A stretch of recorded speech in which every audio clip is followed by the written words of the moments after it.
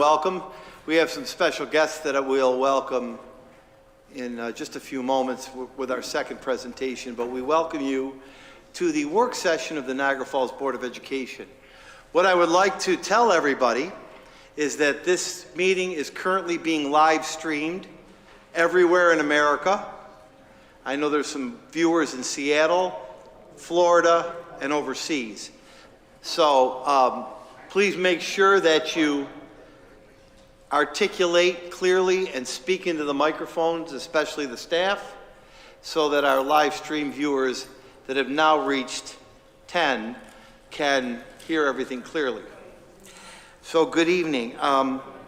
Before I introduce the first presenter, Mr. Krell, I just want to make a comment about something. Not to start on a somber note, but I feel it's important to make mention of something. It's been a difficult week in the district. About 2 weeks ago, we lost former longtime administrator Larry Martinez, principal of Hyde Park School, this building. He passed away in Prescott, Arizona of kidney cancer. And then our friend Ron Villardo, Nick's brother, a solid, great guy, and a good brother, passed away. And then we had the certain unfortunate passing of a teacher, Mr. Mark Tioli at LaSalle Prep.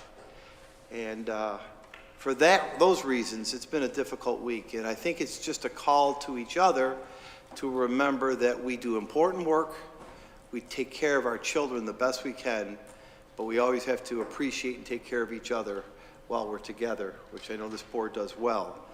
And I know President Petrosi and members of the board that you'll certainly honor those individuals at the formal close of the next meeting.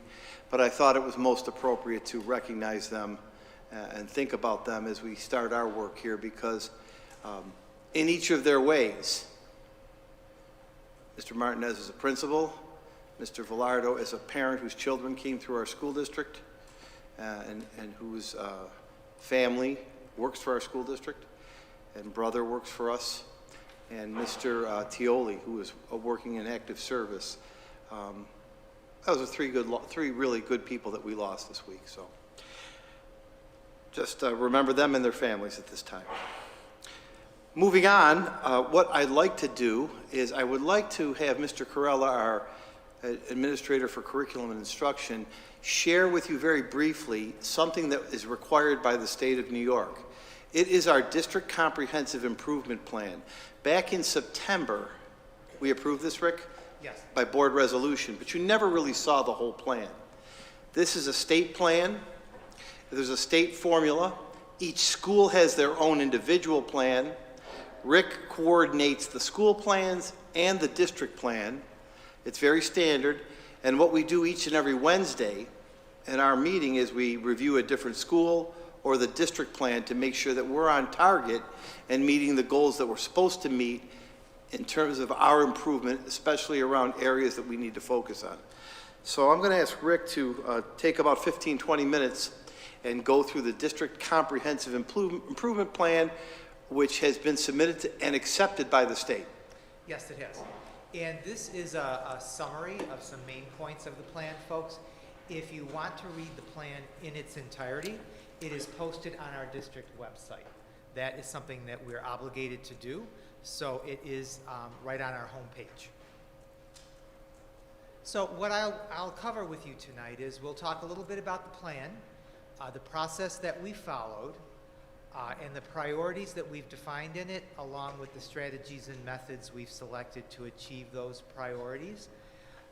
In particular, returning from COVID, though it's not over, into what we hoped would be a more normal school year this year.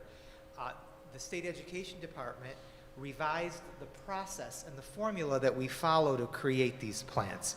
So what you're going to see is the full effect of our current situation and how we were asked to respond to it through our school improvement planning so that it remains very relevant and current. So our current status is we are a targeted support and improvement district with 2 targeted support and improvement, or what we call TSI, schools. That means that 1 or more student subgroups in those schools have underachieved for several years in a row.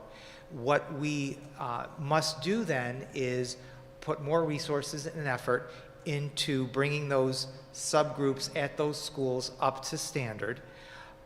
We have been working on this for quite a while. What is standing in our way, so to speak, as far as getting off the list, is the pandemic has suspended basically the accountability system for 2 years. And I received word the other day, as I think you did, Mr. Laurie, that the state is considering petitioning the federal government for a 3rd year of exemption from accountability. So what that means is we're in a place of suspended animation. Normally, every year, our state assessment results would be reviewed, and schools are added to and taken off the list based on the improvement that is within the district and within those targeted schools. We haven't been able to measure our progress, so we're frozen in time. The good news is that every year we continue to receive resources from the state to address the needs at those schools. You've heard me report on this before, so I'll just but we have some new members, so I'll give you just a little bit of background, and I'll move through this at a good clip. Our 2 current targeted support and improvement schools are 79th Street Elementary and Gaskill Preparatory. When I last spoke to you about this, we had a 3rd school on the list, and that was Calfus Elementary School. Because of the reconfiguration that you approved and the sister school initiative, Calfus is now off the list because it's been substantially reconstituted. So we have 2 schools. We are a targeted support and improvement district because we have at least 1 school that needs improvement. It doesn't mean that there's anything wrong at a district level per se. What it means is that we have schools within our district that need to be focused on, so we are a targeted, we are a TSI district as well. Okay. Having a little technical difficulty here with our slide advancer. How about that? No? Okay, we'll have to go old school, and I'll just maybe ask you to advance it for me. Thank you. How are we doing? Really? Okay, the plan itself. So this year, again, we were asked to make a significant change of focus.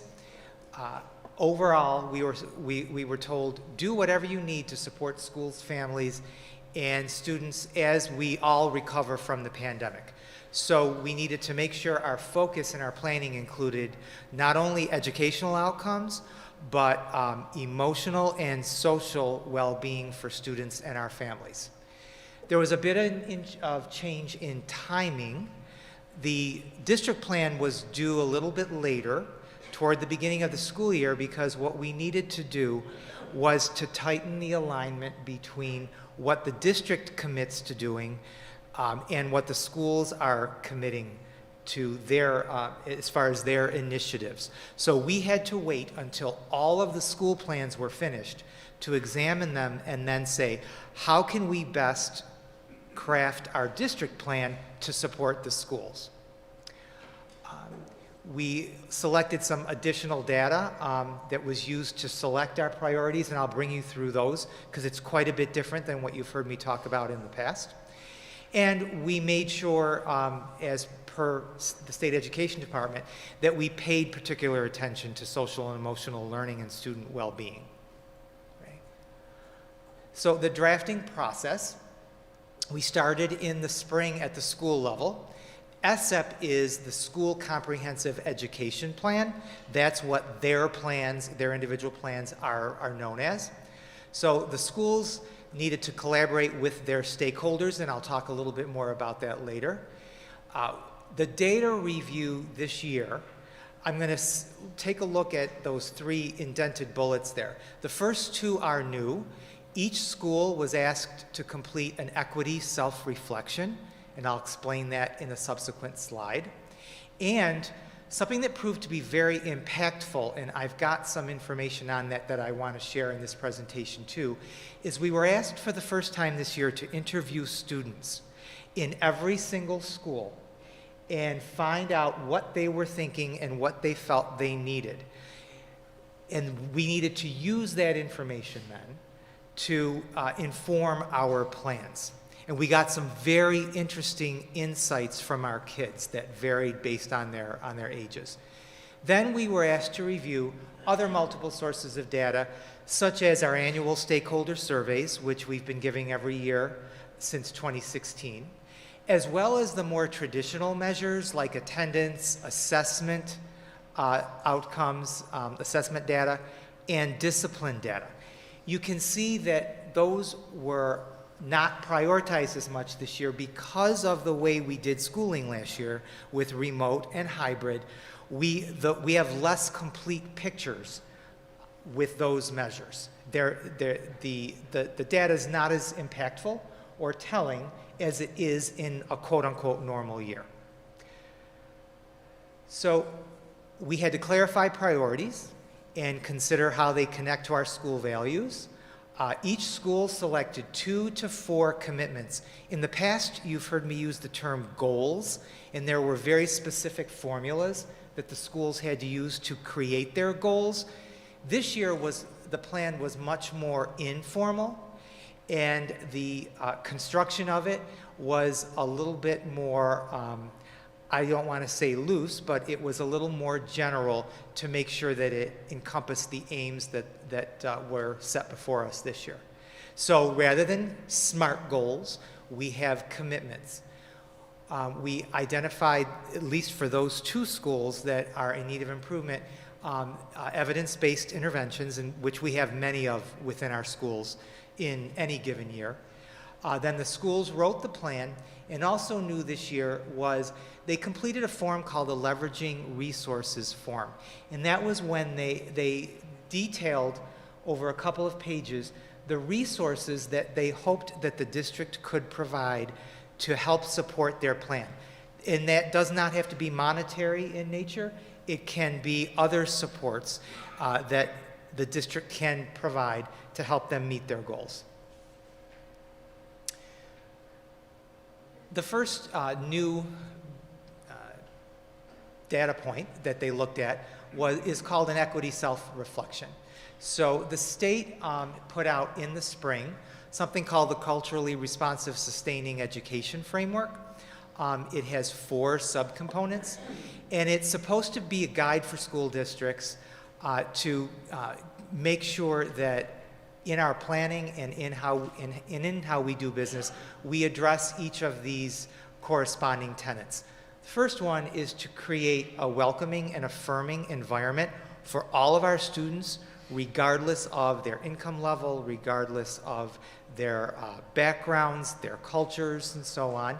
And that includes families and outreach to families. We all, as always, need to foster high expectations for rigorous instruction.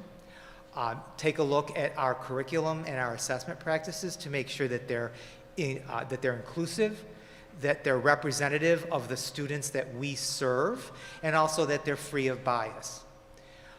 Then engaging in ongoing professional development and learning. We always need to provide our families and our teachers with as much support and professional growth opportunities as we can. Each of the schools rated themselves in subcategories there as either emerging, integrating, or sustaining. The student interviews. So the goal here was to help the folks at the school level who create the plans and also at the district level to develop more empathy and get a better understanding of the student experiences throughout the course of the pandemic and take those into account when creating the school environment and the school improvement plans. So in a sequential manner, what we did first was we interviewed students before we did any writing. That was in the spring. As I said earlier, I want to show you some of what our students said because I think it's pretty impactful. Then the team, after taking a look at all of that data that I just mentioned, identified anywhere from 2 to 4 commitments that they wanted to work on this school year that they would write into their plan. The commitments needed to be based in part on what the students said.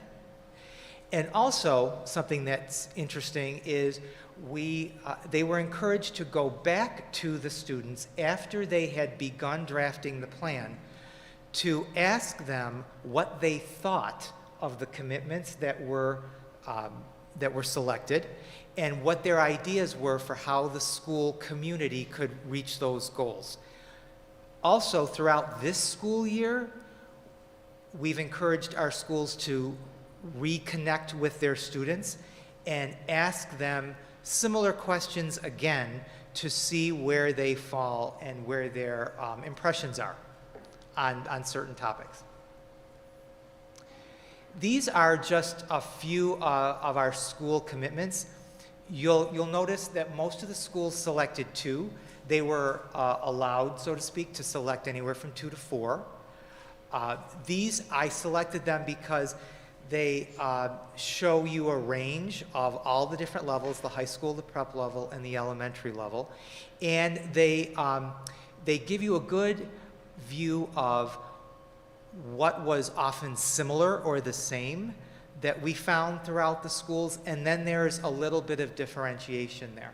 So for example, if you look at Gaskill Prep, they have one commitment that centers on academic outcomes, and then they have another that centers on staff and students feeling safe, respected, and supported, and have a true sense of belonging within the school community.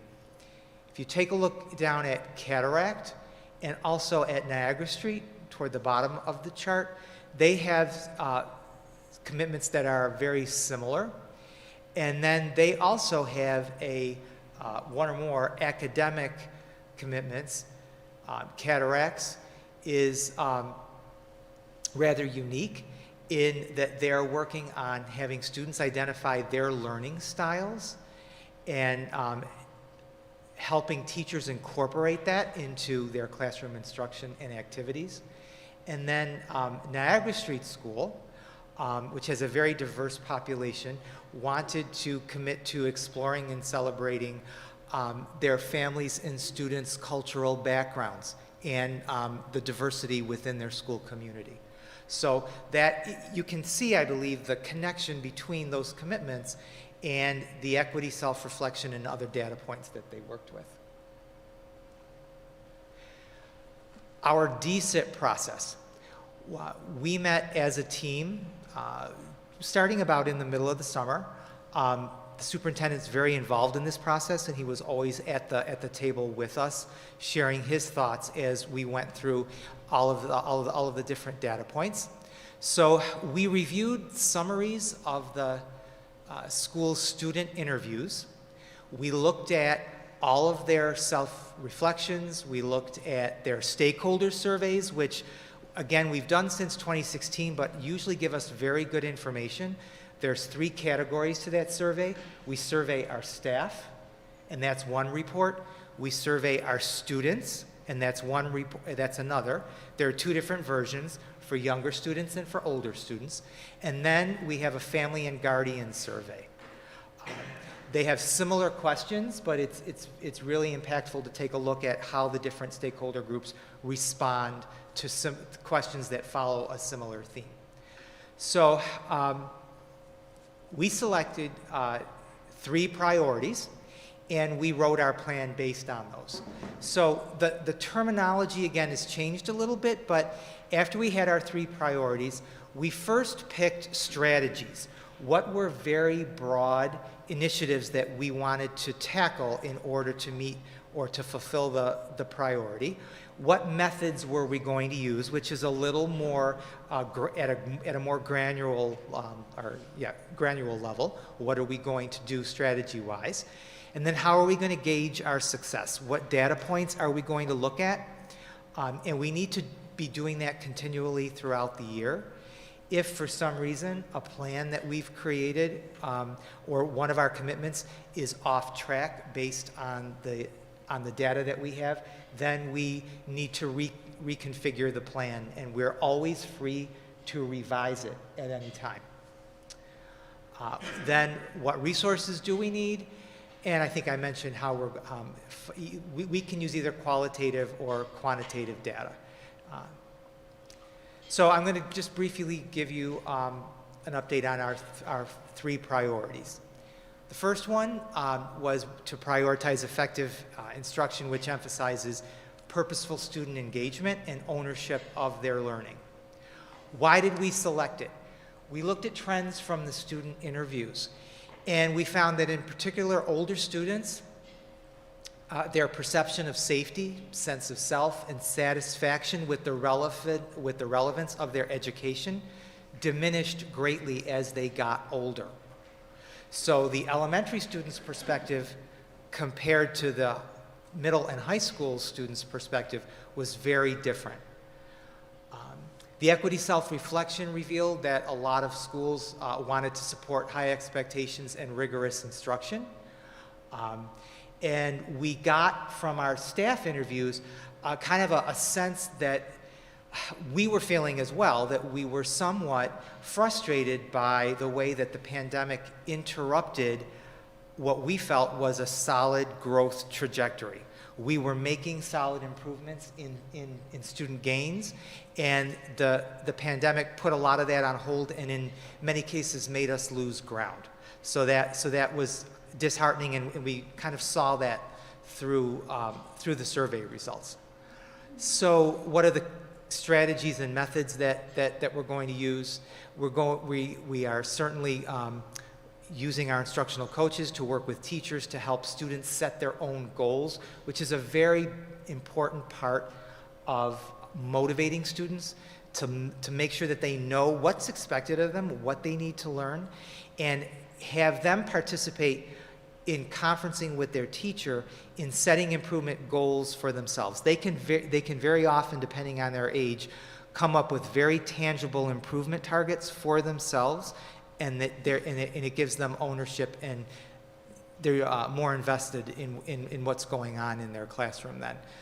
And then we continue to provide professional learning for all of our adults in many different venues. The one thing that was nice this year is we had the ability earlier in the fall to restart some in-person training, which we certainly hadn't done in a year and a half, which enabled us to do a lot more collaborating among teachers, which had been missing and had been sort of remote, which isn't always the same as in person, right?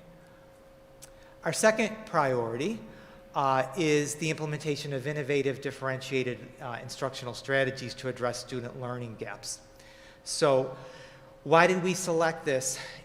Many of the students, not just those who were at risk before the pandemic, are exhibiting substantial learning gaps, and we've certainly talked about that before. So in the past, we've had financial considerations and other considerations that may have prevented us from expanding our menu of academic intervention services, but this was a very opportune time, not only because of the extra federal funding that we received, but because of the challenges and the gaps that our students faced. We knew this was a perfect time to really ramp up what we were able to offer, and we had the resources to do that. So you've actually heard about all of these initiatives here. They are written into our plan. You've had separate presentations on them. You're going to be hearing more about many of them actually over the coming weeks. So you know that we've expanded reading recovery to all of our elementary schools. We've instituted a very tight, detailed math academic intervention service program that's still in the pilot phase for 5 of our elementary schools. We're going to give you a progress report on that. It's tentatively scheduled for January 13th. That's going extremely well. I have to say that's exceeded my expectations. I'm very, very pleased by that. We renewed our elementary training cycles for elementary teachers on differentiated literacy instruction. We've done a lot of work with the primary sister school teachers. Many of those teachers are brand new. So we needed to kind of take a step back and not assume that they knew some of the things that our more veteran teachers know, and that we needed to revisit some of our training protocols that we hadn't done in a while. And so that was a very fun, actually, thing to do. And we're just wrapping up our first cycle now, and we're going to be running some more training with other schools targeting first grade teachers after the start of the new year. You approved pedagogy coaches in each of the prep schools, which have been very impactful. So we've bolstered our presence and teacher support there. You've heard about the Niagara Falls High School PASS team and the Work-Based Learning Initiative. All of those are part of our DSIP plan.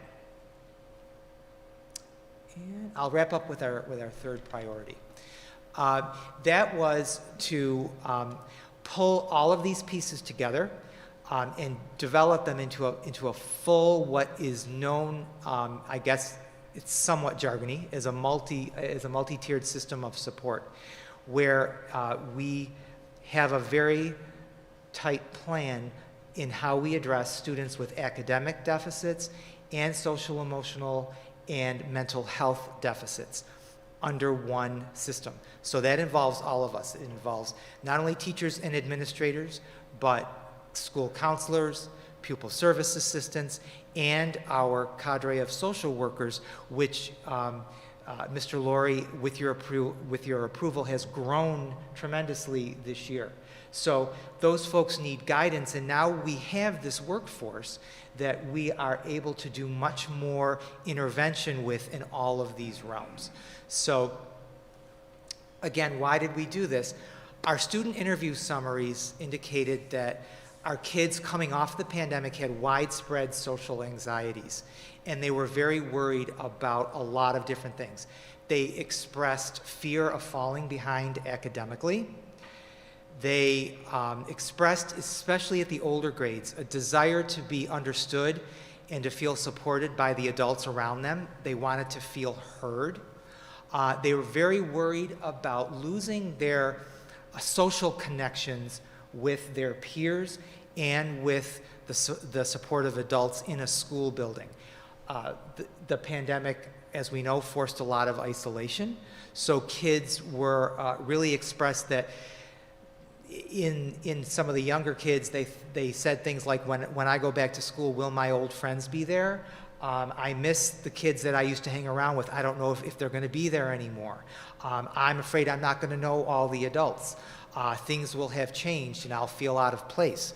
So they had a lot of worries that we wanted to make sure that we addressed through the DSIP, as well as helping the schools to address.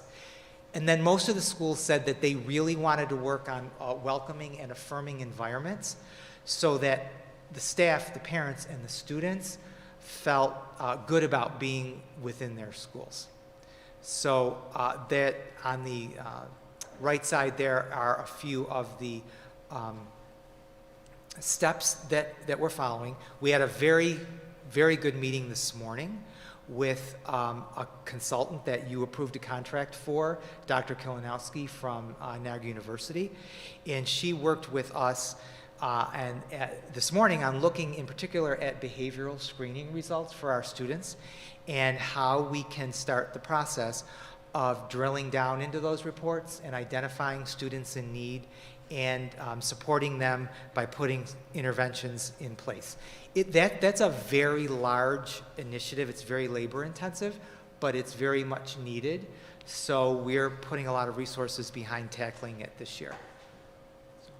And that's it. I know that we're running a little bit late, but if you have any questions, or if there are things that I mentioned here that you would like to hear more about in future presentations, please let me know. Next week, tentatively scheduled for our meeting, I believe it's the 16th. Yes. I'm going to be bringing, I joke about the cast of thousands, but we're coming with a bunch of folks from our sister schools. Yeah, it's to give important you- that you hear how Yeah. sister schools are going, right? We started it.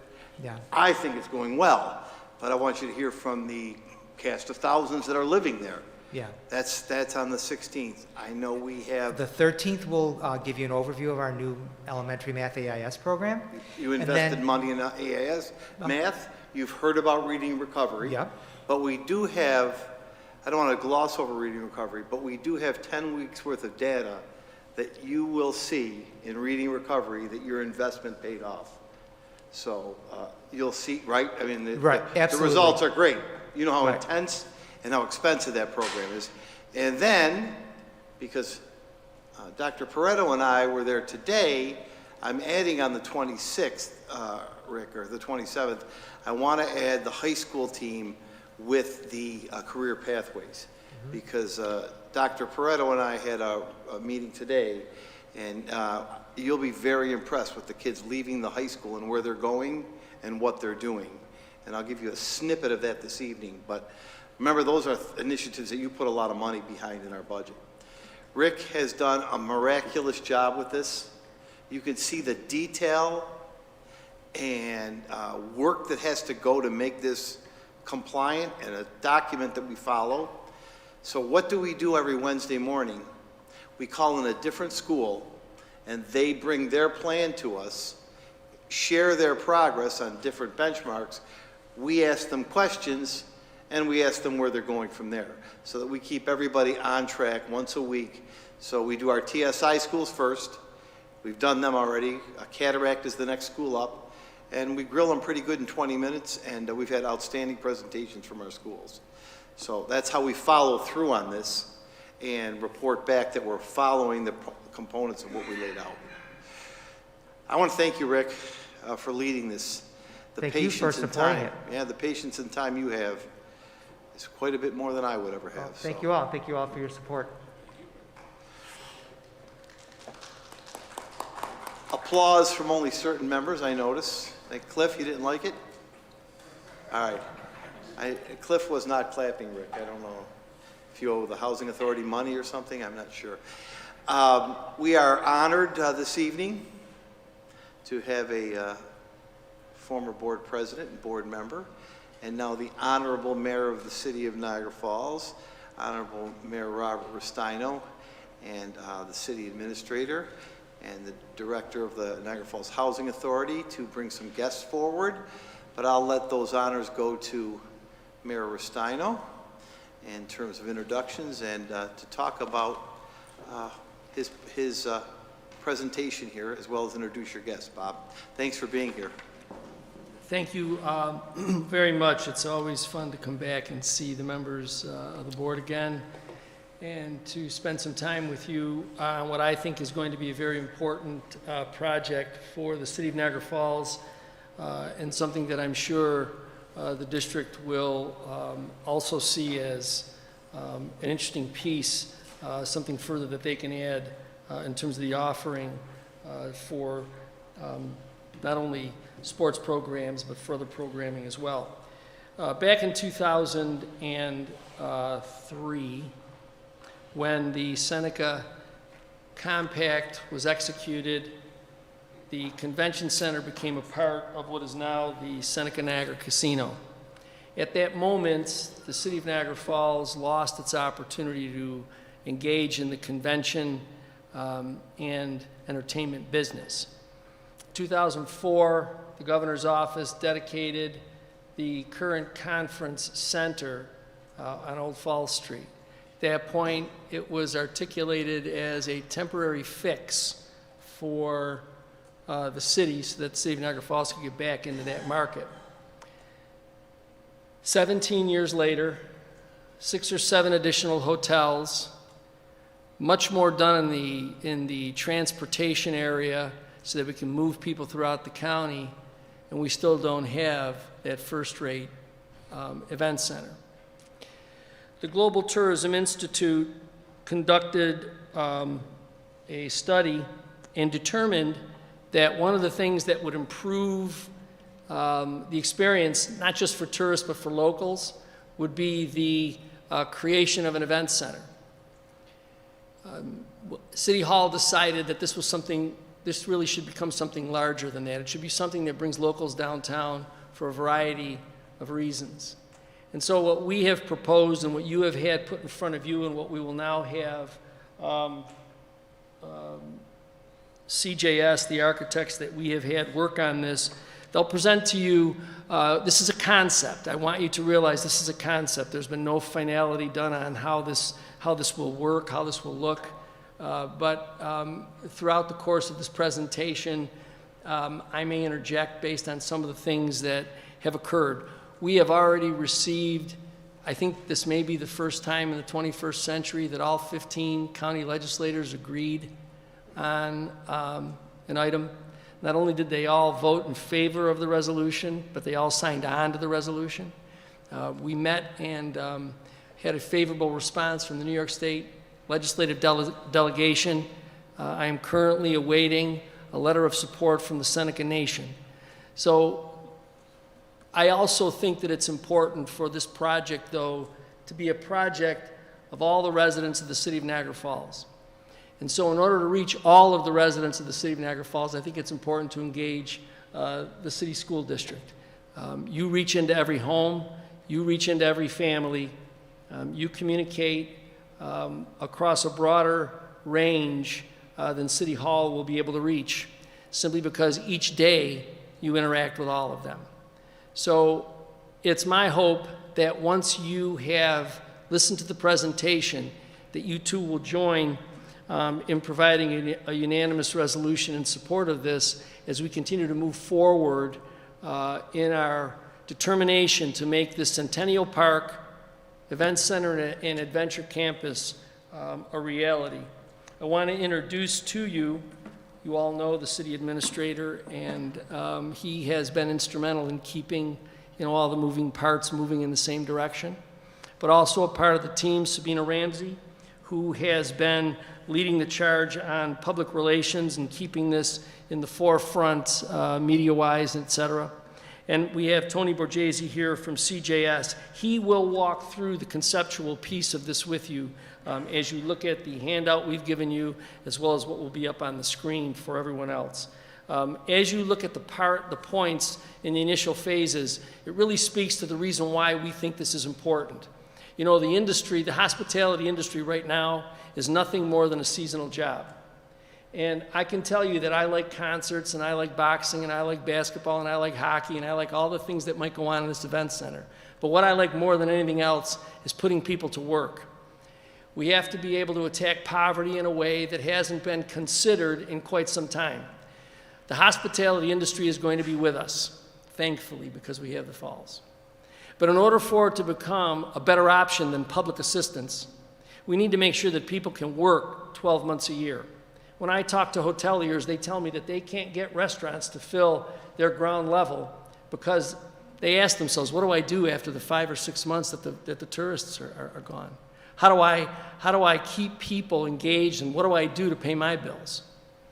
And what is that single parent who has to choose between whether or not paying for daycare and rent and utilities and everything else on a job that may give him or her 7 months employment?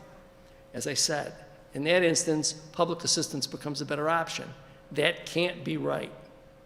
So, as you look at this, this is more than just what can we do for visitors and tourists. This really is about what can we do for locals. How do we bring locals back downtown? I know many of you, like me, enjoyed going downtown when the convention center was engaged. There were many things that were going on down there. And so the purpose of City Hall and the purpose of this proposal will be to continue to focus what we can do on helping the local residents.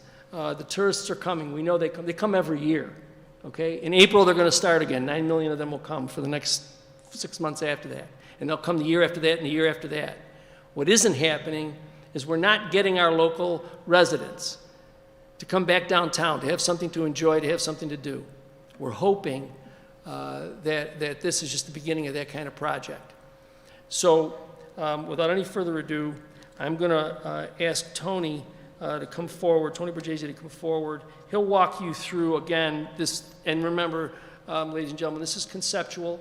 We give you some of the other centers, venues that are out there, and you'll notice none of them are like this. So I'd ask you to please pay attention. We'll have, and to the extent that the board president, superintendent, and members have questions that they may want to ask at the end, we're very happy to answer them as well. Bob, both Tonys ate quite a bit of food at the meeting before. Did they? Yes, I just wanted to report that. So This do me a Tony favor. and that Tony ate quite Send an invoice to Dan No, Morello. just- we're looking for a tax decrease. Just so you know, Please decrease. this Tony and that Tony had quite a few meatballs. I don't want to say anything. I will say, as an Italian, I'm always told to eat whatever's put in You front of me, so. jumped right in the line. I loved it. Before I begin to talk a little bit about some of the thoughts behind Centennial Park, I just want to maybe continue a thought that the mayor mentioned. So what you see in front of you on this slide are a number of different venues that are currently in Niagara Falls and Niagara County. And you can see that they offer a number of different opportunities for hosting a number of different events and a number of different seating capacities. So as the mayor mentioned, one of the key elements of Centennial Park is an event center. And it's a multi-purpose event center, and it would probably accommodate somewhere between 5,000 and 6,000 spectators. But the point here is that given its particular size, it would be very unique in Niagara County and Niagara Falls. It wouldn't compete directly with anything that these existing facilities are currently providing. And if anything, it actually offers an opportunity to host particular events that Niagara County, Niagara Falls currently isn't accommodating, whether it's concerts or performances or even tournaments, state tournaments, or even national tournaments, depending on the nature of what they might be. So again, we just want to make sure that we understand that. So when we first started talking to the mayor earlier this year about what Centennial Park might be, we certainly talked a lot about program or activities, and we'll touch on that in a little bit. But I think one of the main things we wanted to make sure we understood was that there was an opportunity here for Centennial Park to act as a gateway development for the city of Niagara Falls. So we looked at a number of different areas in the city of Niagara Falls, and the first thing we tried to do is find obviously a site that could accommodate the scale of the program that we were talking about. But we also wanted to find a location that could, again, act as a gateway. So if you look at this particular aerial map here, the area that we've potentially identified as a location for Centennial Park is located right on John Daly Boulevard and Fall Street, right across from Seneca Niagara Casino and Resort.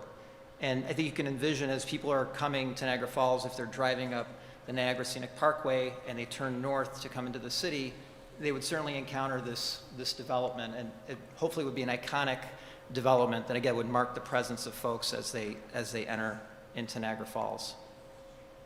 Another thing that was quite interesting about this site, as we looked at some overlays, was this idea that we could actually take advantage of some existing connectivity to existing transportation systems. So if you look at this particular aerial diagram or map, you can see the little black pins or black dots. Those are all NFTA bus stops in Niagara Falls.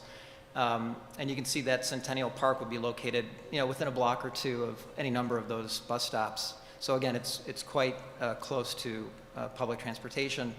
The other thing, if you look at these orange and red lines, those are essentially the Discovery Shuttle routes. So Discovery Shuttle has two routes, one that heads out to Lewiston and Youngstown, and another one out to Lockport. So I think with very minimal modification, you can see how Centennial Park could really easily tie into those routes and, again, be a part of a broader network of attractions both in the city of Niagara Falls and Niagara County. So now we're going to start zooming in here a little bit. This is getting a little bit closer. So again, you can see on your right, that's Centennial Park. You get a sense of the scale of the development potentially, and its relationship to Seneca Niagara Casino and Resort. Again, the size of the scale of those buildings with respect to, in particular, the casino building itself, the old convention center. Oop, power went out. Oh, here we go. Okay, so this is a site plan of Centennial Park, again, a conceptual site plan. And what you see here are a number of different programmatic elements that we discussed. And I think right there in the center of the image you can see is the event center. Again, we'll talk a little bit more about the types of activities that could take place here. But again, it's a multi-purpose, flexible type of event center. Just to the north of that, on the northeast side, northeast corner of the site, one of the things that we talked about is the potential of having maybe a smaller scale building that could actually act as more of a community asset. So that might involve something that can, again, accommodate a number of different functions. We just happen to list indoor ice rink or soccer, but really it could be anything. It could be anything related to baseball, it could be basketball, it could be any sorts of activities, but again, community-related asset. Over to the right at the northeast corner of the site, one of the things that we're thinking is critical for this development would be a multi-level parking structure. So again, if you envision people coming into the city of Niagara Falls, they can park here, and then they can start taking advantage of a lot of the activities and events that are happening here on site, or they can actually continue and walk through the city from here to other attractions, to the state park. And then again, if you look on the left there, we're indicating a little trolley or shuttle drop-off loop. So again, this could very easily tie into other transportation systems. Just to the south of the parking structure, that oval shape that you're seeing there is potentially an outdoor amphitheater, which could, again, serve multiple different functions, which we'll talk about in a little bit. There's this sculptural element that we're calling a landscape structure, which would be located above that. Again, we'll talk about what kind of functions that can offer. And then finally, the southern end of the site, it's currently fairly wooded, and I think our intent would be to not disturb too much of that and keep it natural as it is. But we do think there's an opportunity there to integrate activities within that so that it becomes also a very lively and active type of area on the site. These are just some aerial images, again, very conceptual of Centennial Park. Gives you a sense of scale and how it looks as you look around the site. I'm going to run through a number of different diagrams now. So we're just going to literally talk about as many different activities, and certainly these are not exhaustive. These are just, again, some ideas that we're putting out there conceptually. It really could be anything and everything. But as you look at the site, there's a number of buildings obviously on the site, but I think what's important here is that there's also a lot of outdoor space on the site. So the challenge here is to program the outdoor space as well. Because that outdoor space is ultimately public space. So what kinds of activities can we accommodate there as well? But again, looking at the event arena, or event center, as well as the smaller community amenity space, you can accommodate things like hockey and soccer and ice skating, concerts, performances, fairs, expositions, basketball, boxing, and now martial arts has become very popular these days. So again, those are the types of venues these are the types of venues that could accommodate that type of entertainment as well. Now looking at some of the outdoor spaces, yes. Would that be able to accommodate like arena football? Arena football? I don't think we're talking about something at that scale, at least not necessarily here for this facility. Yeah. Yep. So outdoor uses. So again, public space, simple things like sunbathing or people coming and lounging or picnicking. The outdoor amphitheater could also serve many functions. So again, we'll talk about some, but in a little bit. But even creating like a splash pad. So in the summertime, families with small children can come, they can cool off. And then even looking at opportunities for the rooftops of these structures and how can we actually activate those as well and provide some opportunities for people to occupy them. Things like adventure courses or rope courses that can certainly be very easily integrated into the southern end of the site in the wooded area. I think one of the other things that we're thinking about too is looking at the parking structure, and parking structures certainly perform a great function. They park cars, but is there a way that the parking structure can also provide opportunities for more activities? So we're looking at opportunities potentially of cladding the outside of the facade of the parking structure for climbing walls or other adventure courses, or maybe even occupying the rooftop of a parking structure for other activities as well. Rooftop movies, again, not just using the outdoor site, the outdoor part of the site during the daytime, but also using it at night. And again, many different other functions, concerts, performances, presentations. And then, the mayor mentioned this earlier, this idea of making this site a 12-month out of the year, 4-season site, not just concerned about spring to fall, but also about the wintertime. So again, you could have these opportunities here where you can have people come to the site. And again, whether it's a roof form or even the sculptural form that we talked about on the landscape, you could use those for sledding or for snowboarding. And again, the outdoor amphitheater could also be converted to an outdoor skating rink. So again, a lot of different functions or opportunities for what can happen on this site. These next few slides, these are just images of precedents. Again, some of the things that we've talked about, rope courses, adventure courses, things that can happen during the daytime. But again, there's also an opportunity here for nighttime use and nighttime activity, which can make the site very active and dynamic. Here are some images of climbing walls. So again, if you can envision the parking structure being clad in some sort of climbing apparatus, again, creating some activity and some excitement as well. The outdoor amphitheater, again, multi-purpose, can certainly be used for general performances, presentations. Again, in the summertime, you can have a splash pad there. In the wintertime, it could be a skating rink. But I think ultimately the intention is that no matter what the functions are, that everything is accessible to folks of all ages and of all abilities. And then finally, this last precedent here is just really, again, this idea of this roof structure, this landscape structure that could act as part of the landscape, but also provides opportunities for people to occupy it, and again, provide many different functions. So, and again, the idea of Centennial Park is that it's ultimately a new gateway for the city of Niagara Falls. It's an iconic point of arrival to the city. It's a place for not just visitors, but as the mayor mentioned, for the residents of Niagara Falls and Niagara County and Western New York. And it would be the only venue of its size in Niagara County, which would offer a lot of different opportunities that currently aren't possible. These last few slides are really just sort of sketches that I think would hopefully give you a sense of the type of building or complex that could be, that Centennial Park could be. Again, this idea of a transparent, dynamic type of space. Again, you can kind of see the massing on the site. Again, the sculptural landform and the way it becomes the center point of the site. And again, if you're occupying this landscape form and you're looking out at all the different activities, it could be quite interesting and quite dynamic. And finally, this last slide is just a view of the entry plaza. Again, as people come to the site, they're either dropped off by car or maybe they're taking the Discovery Shuttle, but this is their entry point into Centennial Park. And I think with that, I will pass it over back to the mayor. So as you can see, not only have things changed in 17 years in terms of the accommodations that we can provide, but a part of the presentation revealed the fact that we do transportation in a much more forward-thinking and progressive way. There used to be beauty pageants here, there used to be bowling congress tournaments and dog shows and all kinds of things that would take 2 or 3 days for the participants to take part in. When you came here, you were sort of here, and to find your way around Niagara County would have been a little bit more difficult. Today, we can do something for you for that.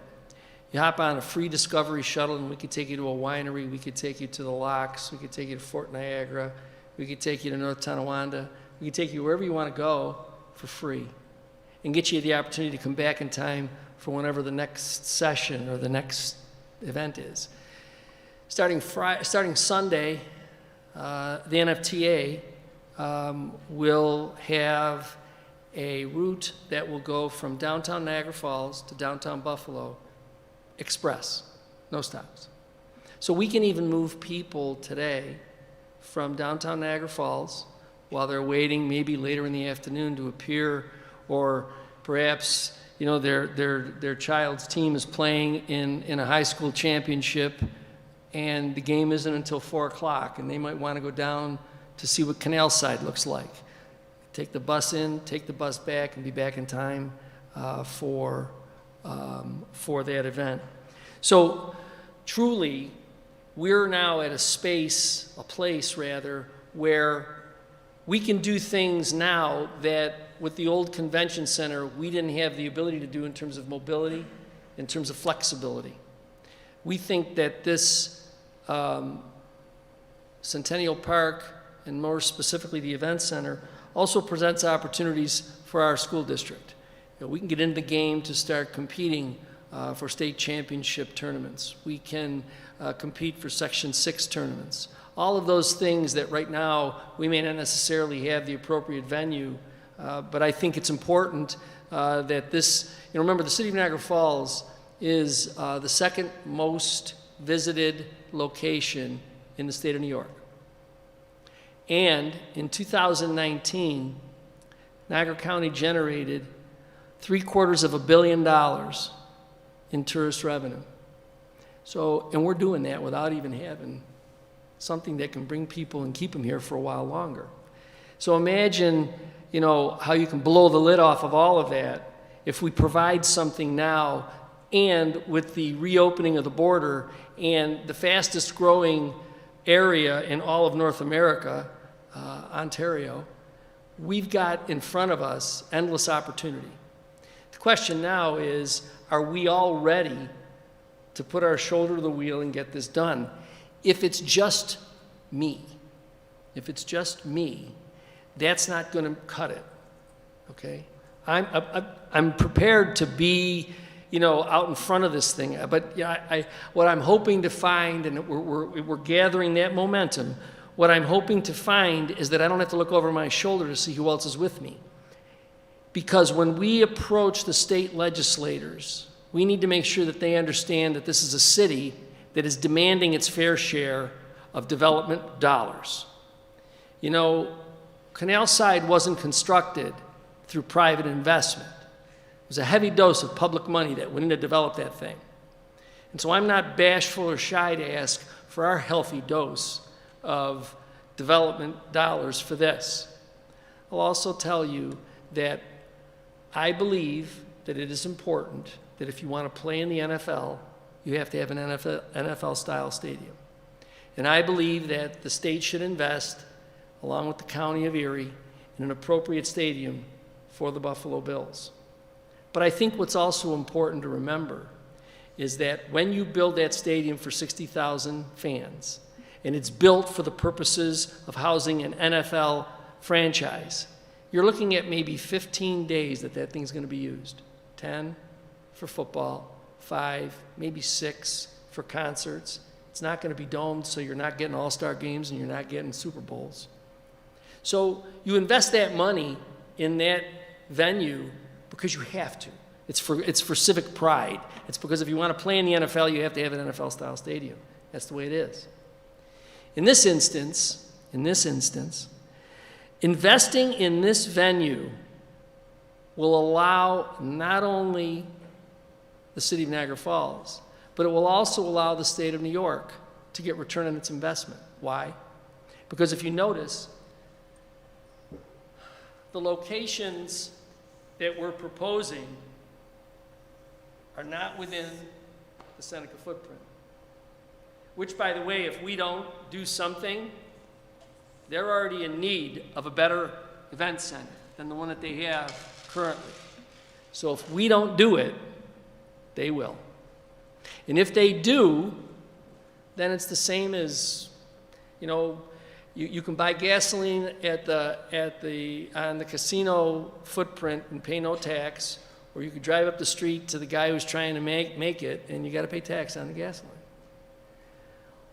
With this event center and with Centennial Park being off that territory, we're able to charge all of those necessary sales tax that can allow us all to benefit from more amenities within our community.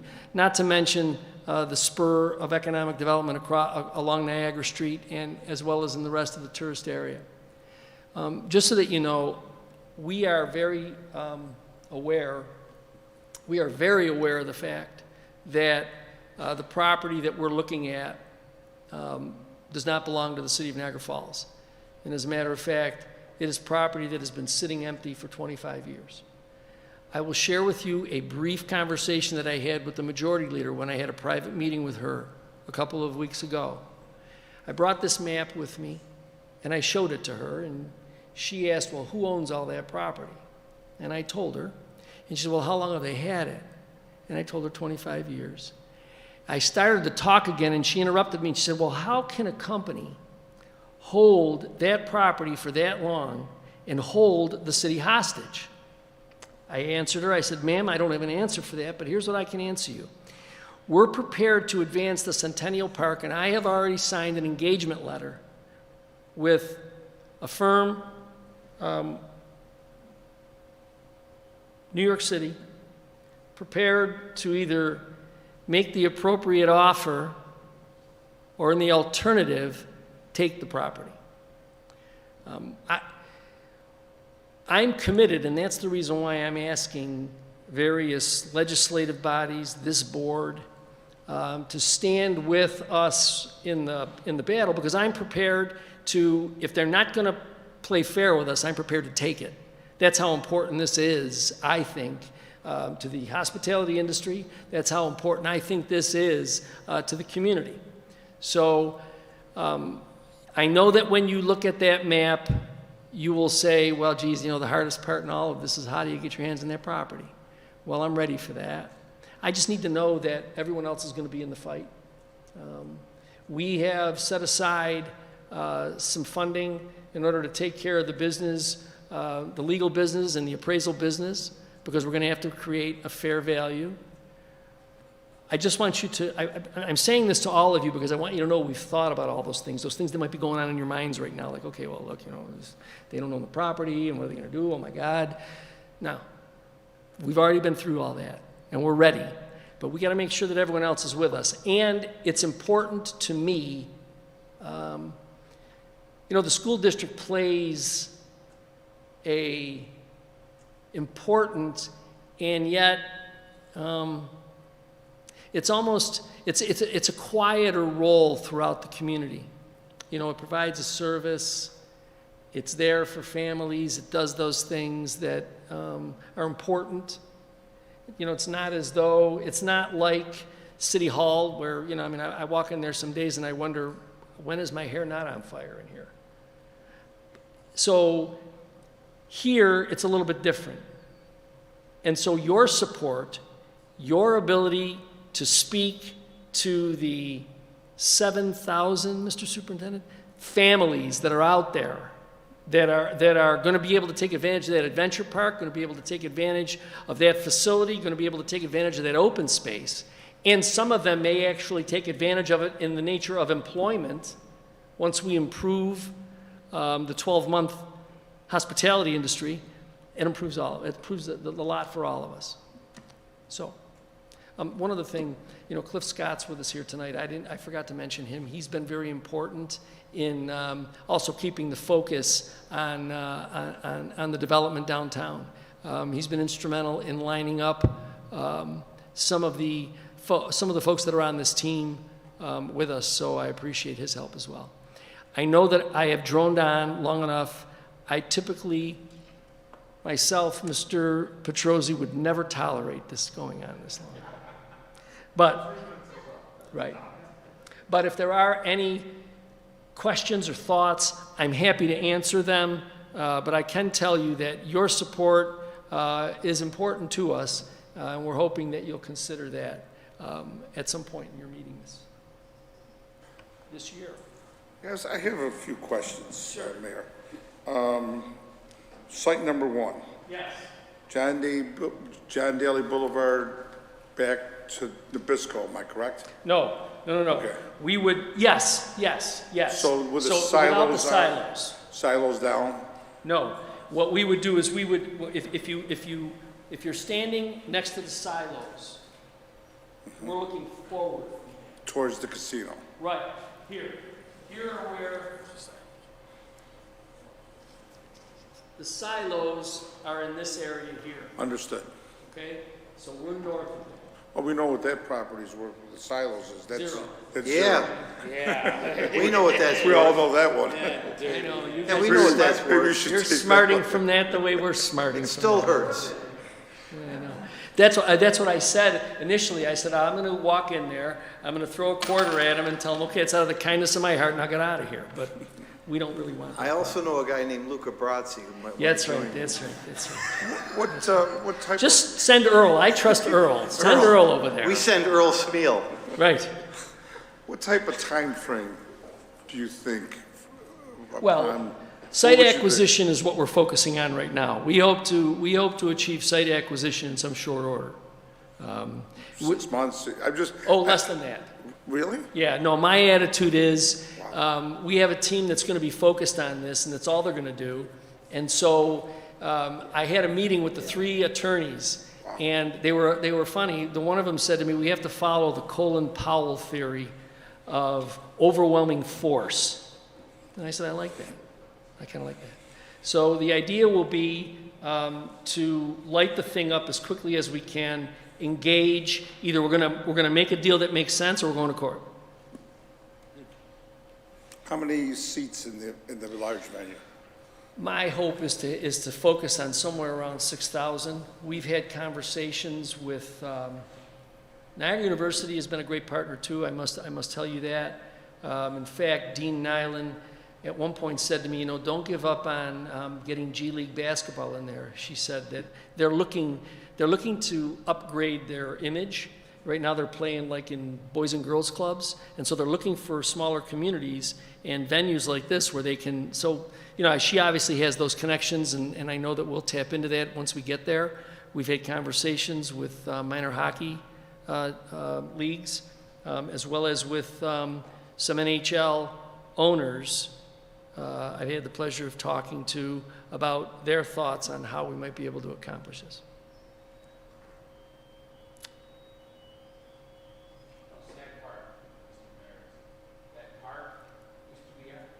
I know. It was ours as recent as about 2004 or 5. So if it was 2005 again, I don't even have to be worrying about site control and all that other stuff. But if ifs and buts or candy and nuts, whatever. Anything else? Yeah, Mr. Mayor, I just want to just put something out there, and I know you've been involved with this, both as a board member and in your current role as mayor. When this happens, and I get a very good sense that it's going to happen, one of the initiatives, and Rick was just touching on the fringes of it, about our school improvement plan and what our kids are doing, and the goal has been to get the kids out of the classroom into real hands-on work. So whether it's with architecture, construction, planning and design, sitting there with financing, I would like to ask for opportunities to have, in the appropriate time and places, to have high school kids shadow, live with, spend time, earn course credit, working alongside, to whatever degree is feasible and liable, as part of it. I think that, you mentioned the 7,000 kids and the reach we have, and you stressed a lot here, this is as much for the residents as it is for those that want to come and be tourists. And I think the way to build ownership and excitement is to allow their kids to work on this project as high school students. And that fits in line.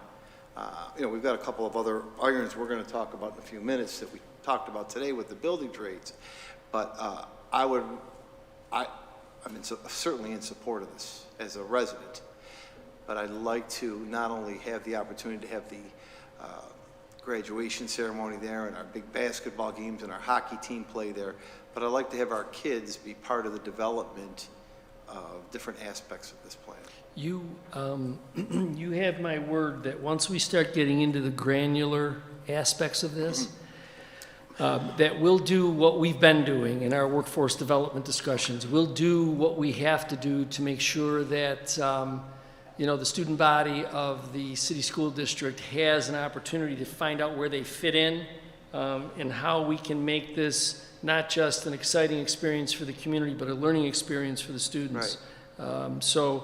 I'm committed to that, so that once we get into that stage, whether it's planning, right, architecture, design, construction, management, for crying out loud. Right. We'll even have conversations about all of those things Okay, because good. I think it's important. Thank you. Yeah, that's an important piece to me for the kids. Sure. He's a videographer who went through the high I have a school, board- I have and a he's not board on the member. board. I have a board member who wants to ask me a question, so give me just a minute. So is it Site 1 or Site 2? Yeah, that's what we're trying to propose are alternatives. Assume for a moment that Site 1 is unavailable for any number of reasons.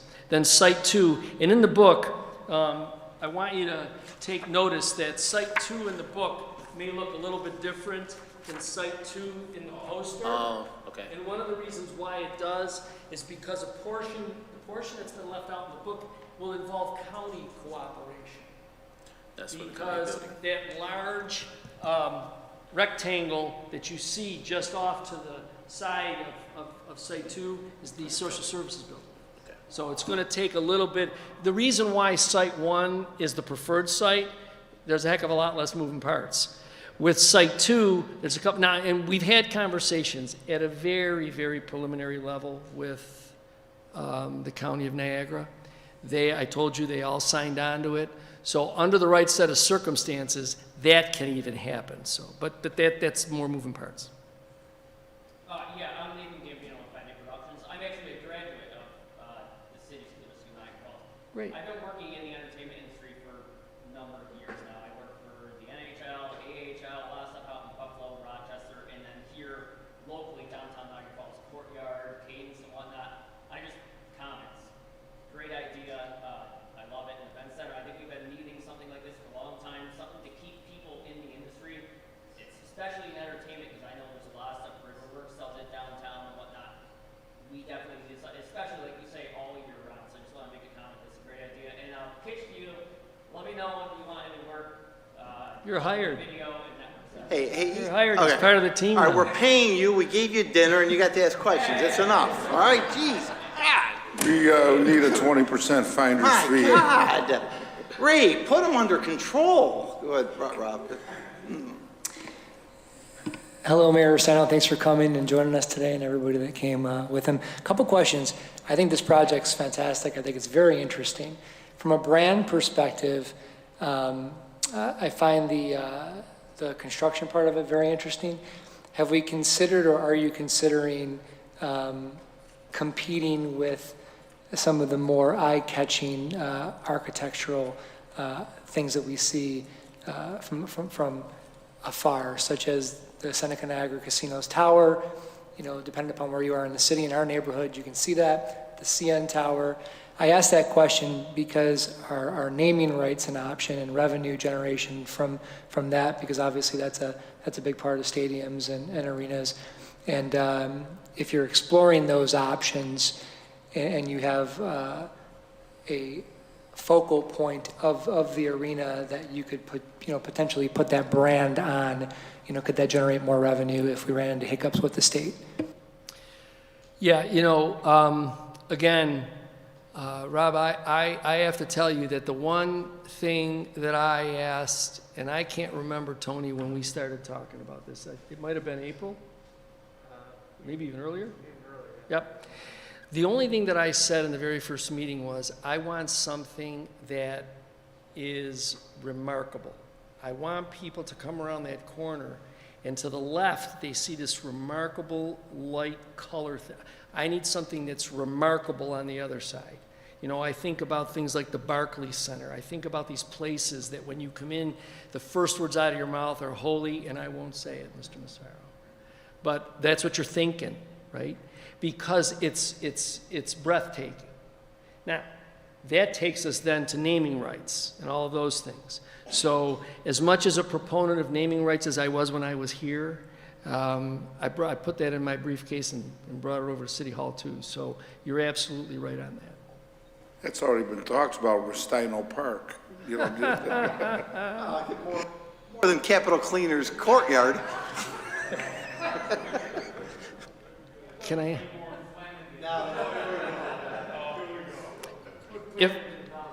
If there are no more questions on that, then let me just give you two pieces of public service information. I'm going to leave this with the superintendent, and I think it's important that the district publish this and that you get as many people as you would like to have there. On December 7th at 5:30 to 7:30 p.m. at City Hall, the New York State Department of Transportation will be holding a public information meeting. They will be, my friends, doing work on Route 62, Walnut, and Ferry Avenues. They will be shrinking them. They will be shrinking them. We have reflected our general dissatisfaction. They are state roads, so you don't have a whole, but again, what I always say is, if it's me and the city council and city administrator, if we're the only ones pounding on the table, that they don't, you know, if 75 people show up and everybody's screaming and behind them's another 175 people, it tends to change things. People start to consider, maybe we didn't really think about what this community wanted. So I'm going to leave this with the superintendent so that he can take the appropriate steps to get this out to all of you as well as to all of the parents. And to maybe the bus company. Yes, because it's going to impact busing, it's going to impact all of that The first stuff. thing, when you said that, I thought about, we've had a few issues with buses, but the bus company needs to be informed of this. Yep. And they need to talk to their drivers. Yep. And those that are on buses, because how is this going to impact a bus route? What about winter, right? What about winter and bus drivers? And Yes. fire emergencies. Yep. We have enough trouble getting buses to schools on time, and I'm not picking anybody, but it does impact it. The other public service announcement I wanted to make to you is that through the month of November, and you remember we started the bus camera system sometime in mid-September? Yep. Through the end of November, nearly 60,000 fines have been collected.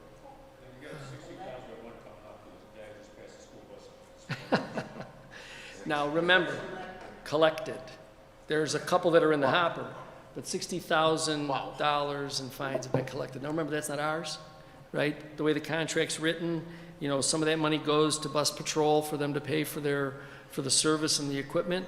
But I'm saying that to you because as we said when I was sitting here with you all and we were watching this thing, who the hell would think that this... Never. And sure as I'm standing here, and a lot of it is education, and hopefully we can start changing behaviors by educating people. I never thought that was going to happen. Yeah. I can't believe it.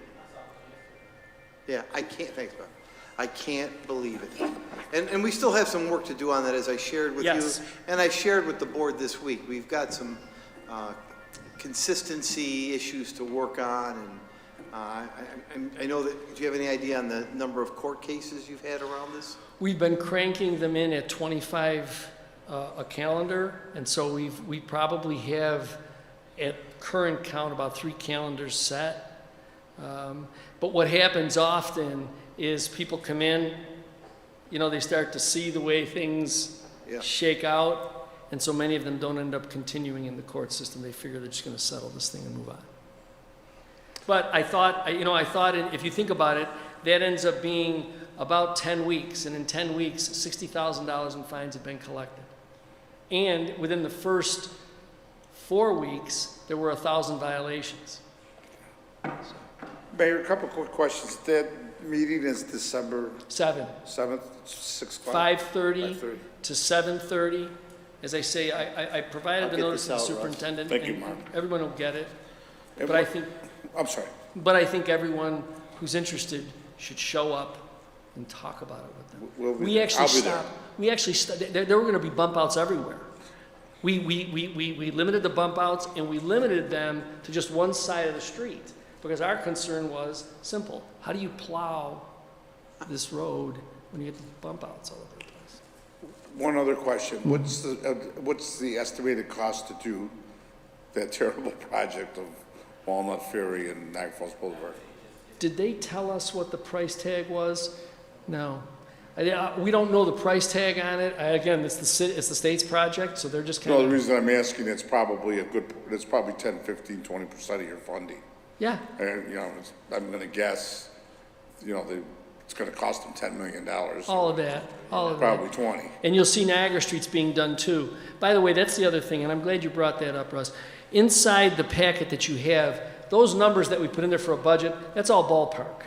You know, I mean, those are the costs as we can best estimate right now, okay?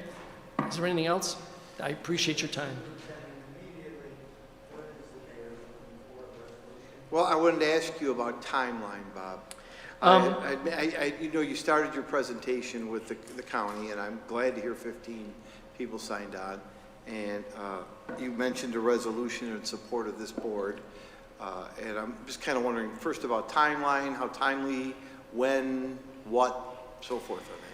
So what we would appreciate is to have the major stakeholders, such as the district, signed on in support before the end of this calendar year, so that I'm going to focus on then business associations, the chamber, and others moving forward.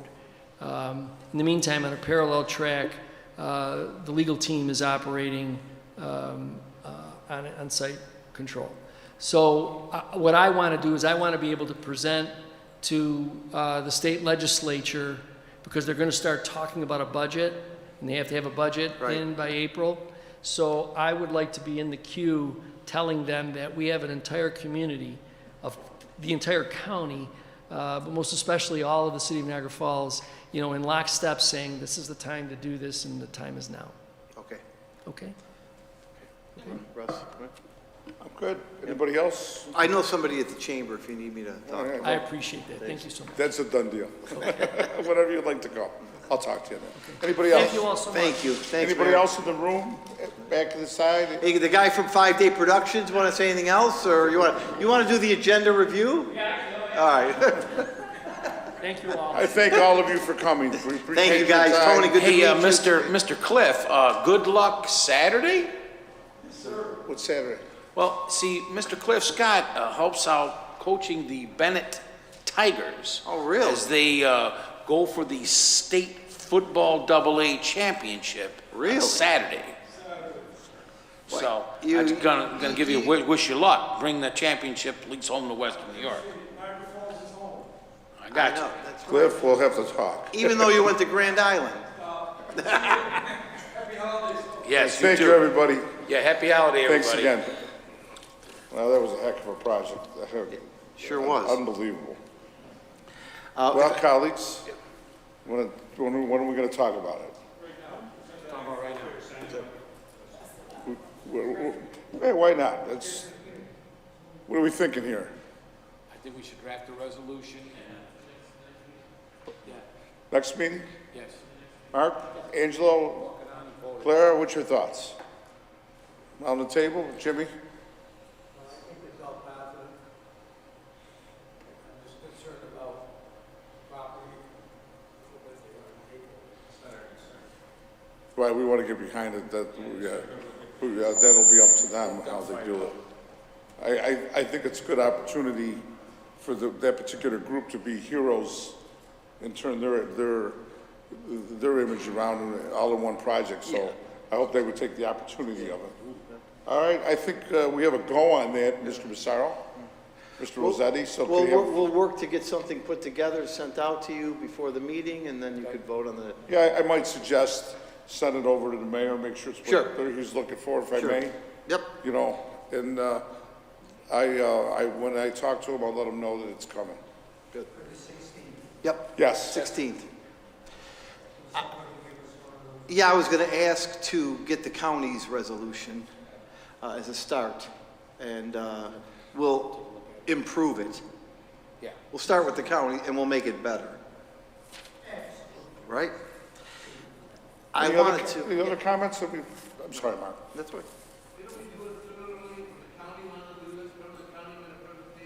Yes.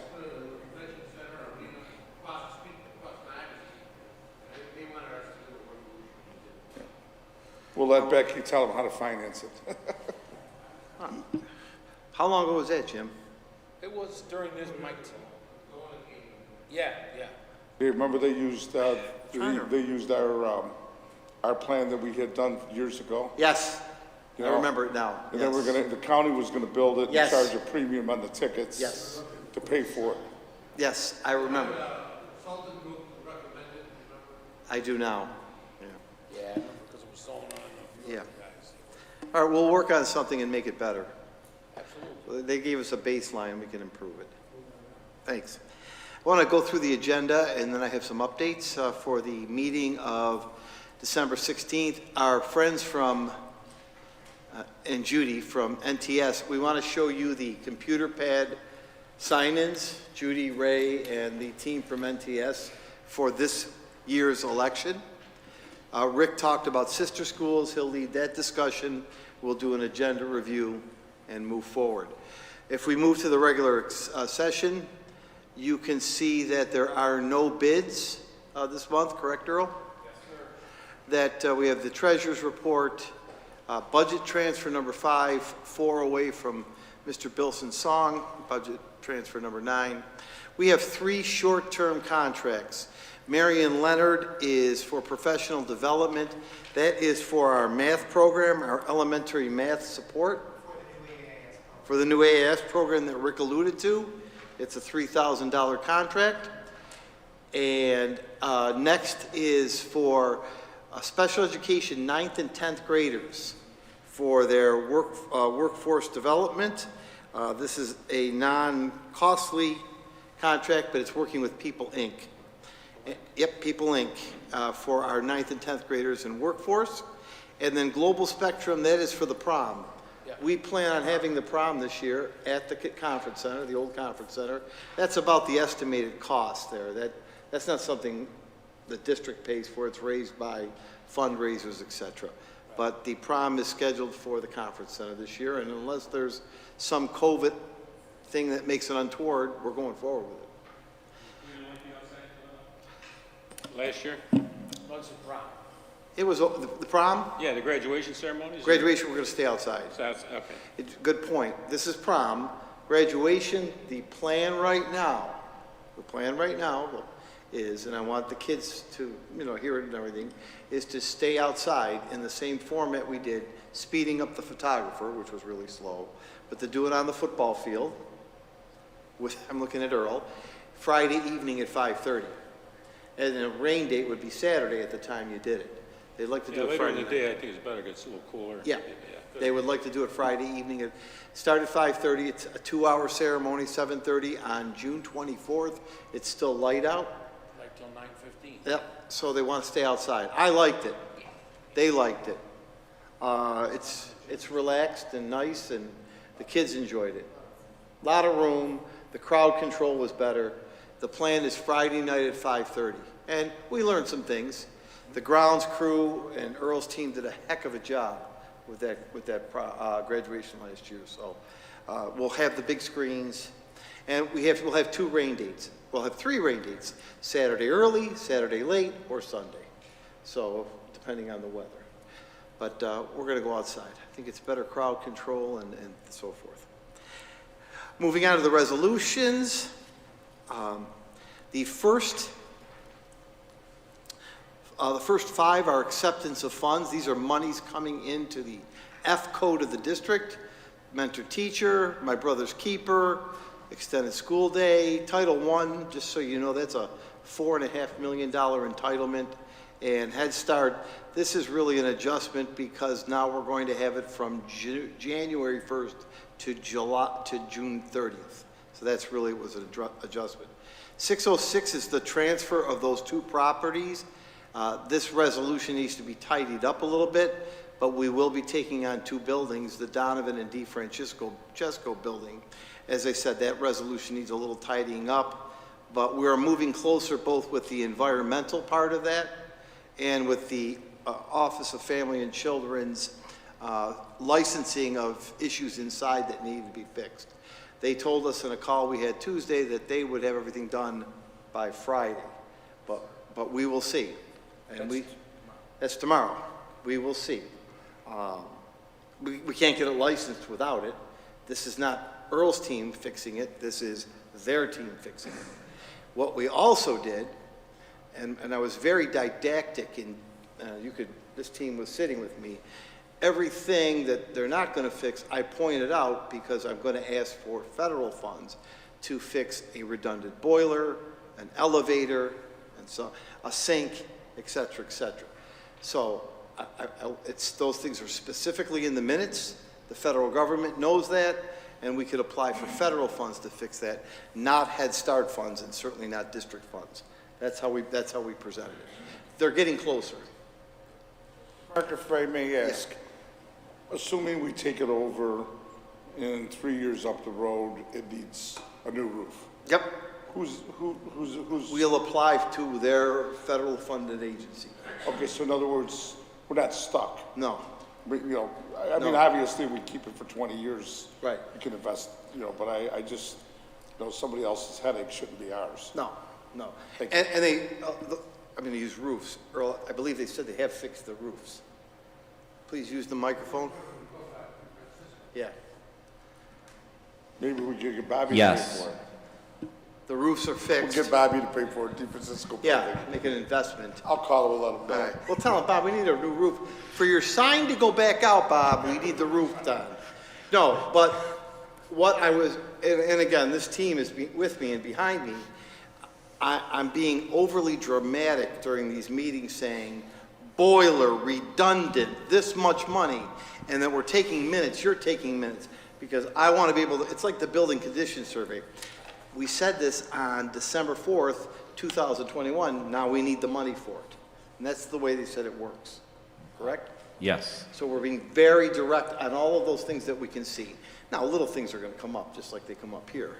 But Earl, again, has done a really good job of making sure that we know where everything is and what needs to be done.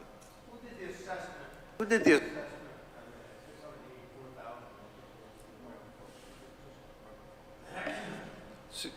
Assessment? The value, the system value? Oh, I don't have my book with me. It was a third-party appraiser that did it. My gosh, I'm sorry. Mr. Consemi, I could let you know tomorrow. I don't have my book with me on that, but there was a third-party appraiser. I mean, did we look at that? I mean, have we, 684,000, and then the other one on Main Street was ridiculously low. Yeah. Yeah, low. 375, it's 684.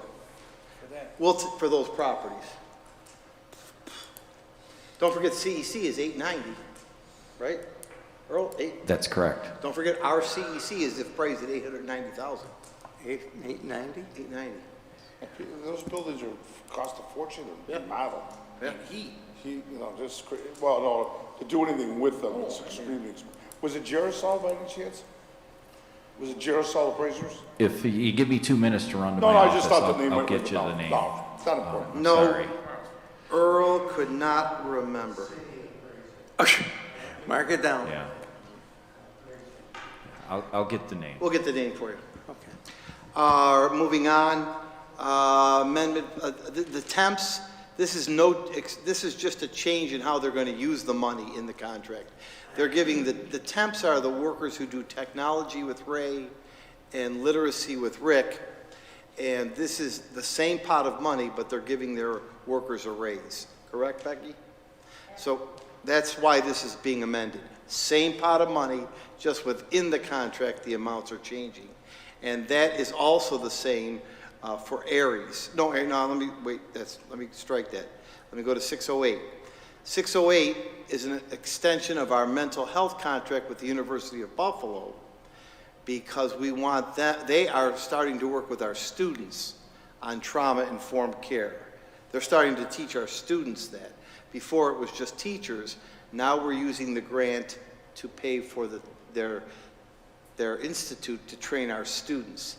And we're even talking about having them bring on paid interns through this grant, where they would get paid, the kids would get paid a stipend for working in the program. Correct, Rick? Yes. So this comes through a federal grant. The money doesn't come out of your general fund. And we've used the University of Buffalo for trauma-informed care. They've been excellent. And now we're asking them to train students at the high school.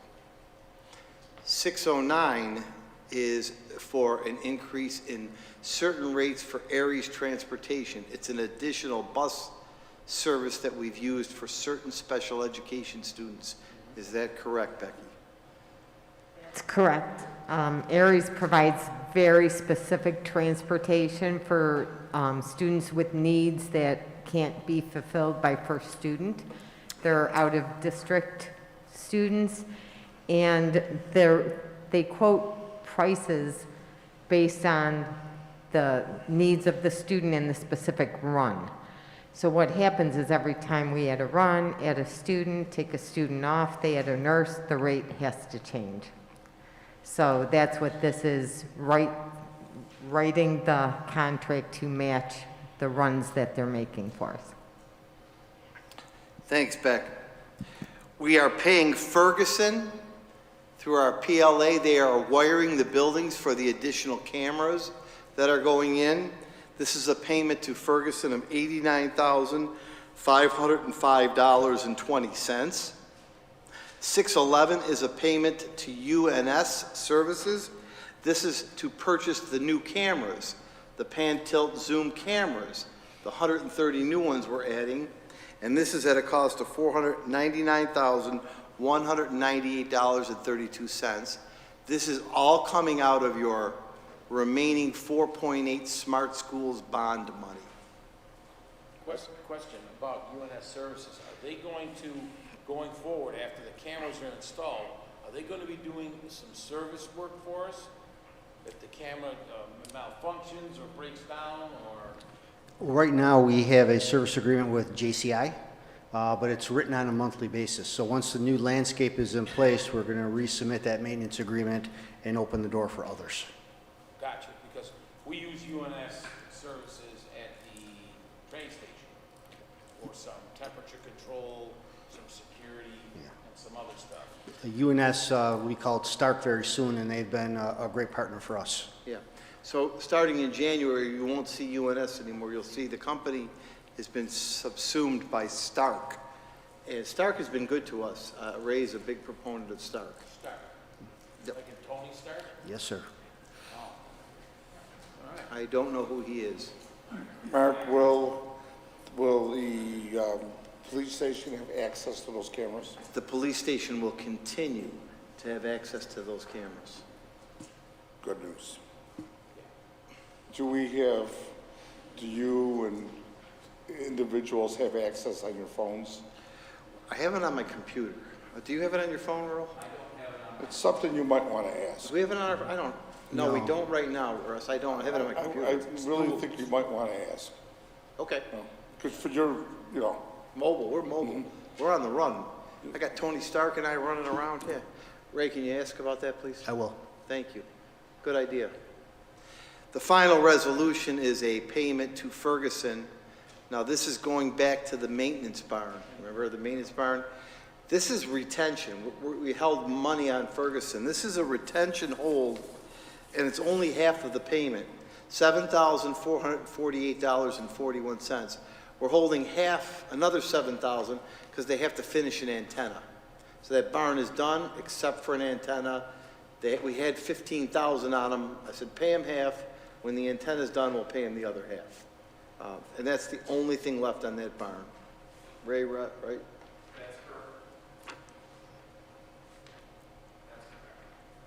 Yep, that's correct. Thank you, Ray.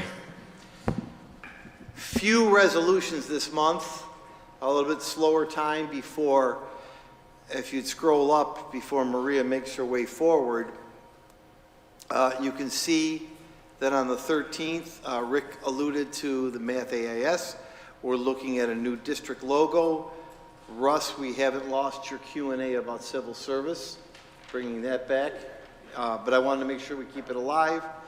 The TBD is going to go away here. We're going to put the high school career pathways that I'll talk about after Maria's approach. You know, where are we with sending kids to the trades and so forth? And then Becky, Julie, it's hard to believe, but it's time to start the 22-23 budget. Interestingly, and I know, Julie, you worked on this more, but the governor has proposed to fully fund us with foundation aid, okay? If she does that, Julie made an estimate the other day that that's $8.4 million, which, if we get $8.4 million, we'll be in really good shape. Don't forget, sitting over here is our ARP money. of which we'll have over 20 million left there. So we're on our way to AAA+ bond ratings. And we can build our own Centennial Park right here. No, I'm kidding, Mayor. I'm kidding. But Take that, cross that to Steino Park off, make it Lori Park. I'm kidding, half kidding. But, and those were raw calculations, right, Becky and Julie? But if we get fully funded foundation aid like she's promising, it's about $8 million. And any gap will not be anything insurmountable with the budget. No, as a matter of fact, I should be saying, no, we're not going to put it in workers' comp. Come on, Russ, I don't want to put it. Kidding me, with the 5 or 6% inflation, there'll be a gap. It'll be small. Come on, I don't want to put it in workers' comp. Russ, we'll self-fund insurance. That'll get them. Maria, how did you do with personnel? Oh, fantastic. I was left to my own devices this week by the clerk, but that's it. Thanks.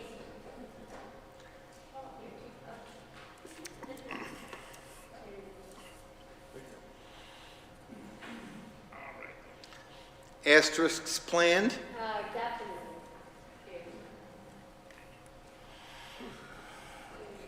So, the first report you have is the certificate report. You have a resignation is the first thing that you're going to see there.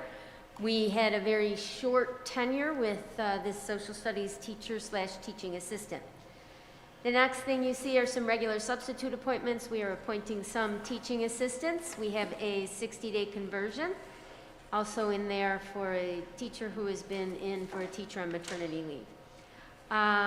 We next have a leave of absence, and then you see some per diem and Schedule B work. There will be some additions to this report. Does anybody have any questions on what you have in front of you right now? All right. Moving on to the classified report. We have a retirement of a custodian who has been with us for 21 years. And we have the resignation of a school monitor lunch associate who's been with us for 22 years.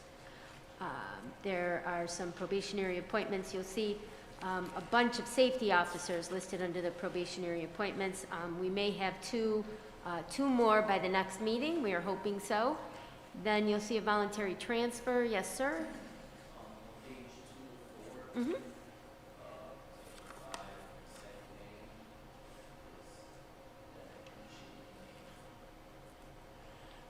Okay, we'll fix it. Not a problem. And then voluntary transfers and involuntary transfers of a safety officer and a assistant child care associate. And you'll see a leave of absence there for several people and a change of status from probationary to permanent. Any questions about that report? And we will note the correction to that associate's name. It's kind of a light resolution month and personnel month. It's, we've gotten over the hump of hiring. It's light in terms of resolutions. We're on the precipice and the penultimate month of budget season. So it's kind of a slower, smaller month. There will be an additional resolution, Madam Clerk, 613, or unless you want to move it closer to the front, on the arena, or the Centennial Park. So if you make a note to add that on there. I have a number of updates for you, Mr. President and members of the board, and then happy to answer questions, and we do need a brief executive session. But let me give you some updates, and for the viewing audience. Yes, it is true, our COVID cases continue to rise. Where we were seeing 4 a day, we're now seeing 8 or 9 a day. Nonetheless, and I looked at today's report, which I haven't given you yet, there is no cluster of these cases. They're spread out everywhere. It's not like it's occurring in one school, in one classroom. What I'm searching for is today's report to illustrate that, and it's right here. So it's 1 at Maple, 1 at 79th, 1 at Gaskill, 2 at Niagara Falls High School, 1 at Calfus, 2 at Cataract, different grades. It's not like they're all in one place. It's usually more at high school because there's more kids there. What it's telling me is it's not being transmitted in the school. And Mr. Velarde was present, and I spoke to the parents. We actually have a very good parent district committee this year with a lot of people who come. And I told them that, because I wanted to hear and see if any of them had major issues with what I was going to say. It is the last thing that I want to do is to go back to remote or close schools down. And they didn't have an issue with that at all.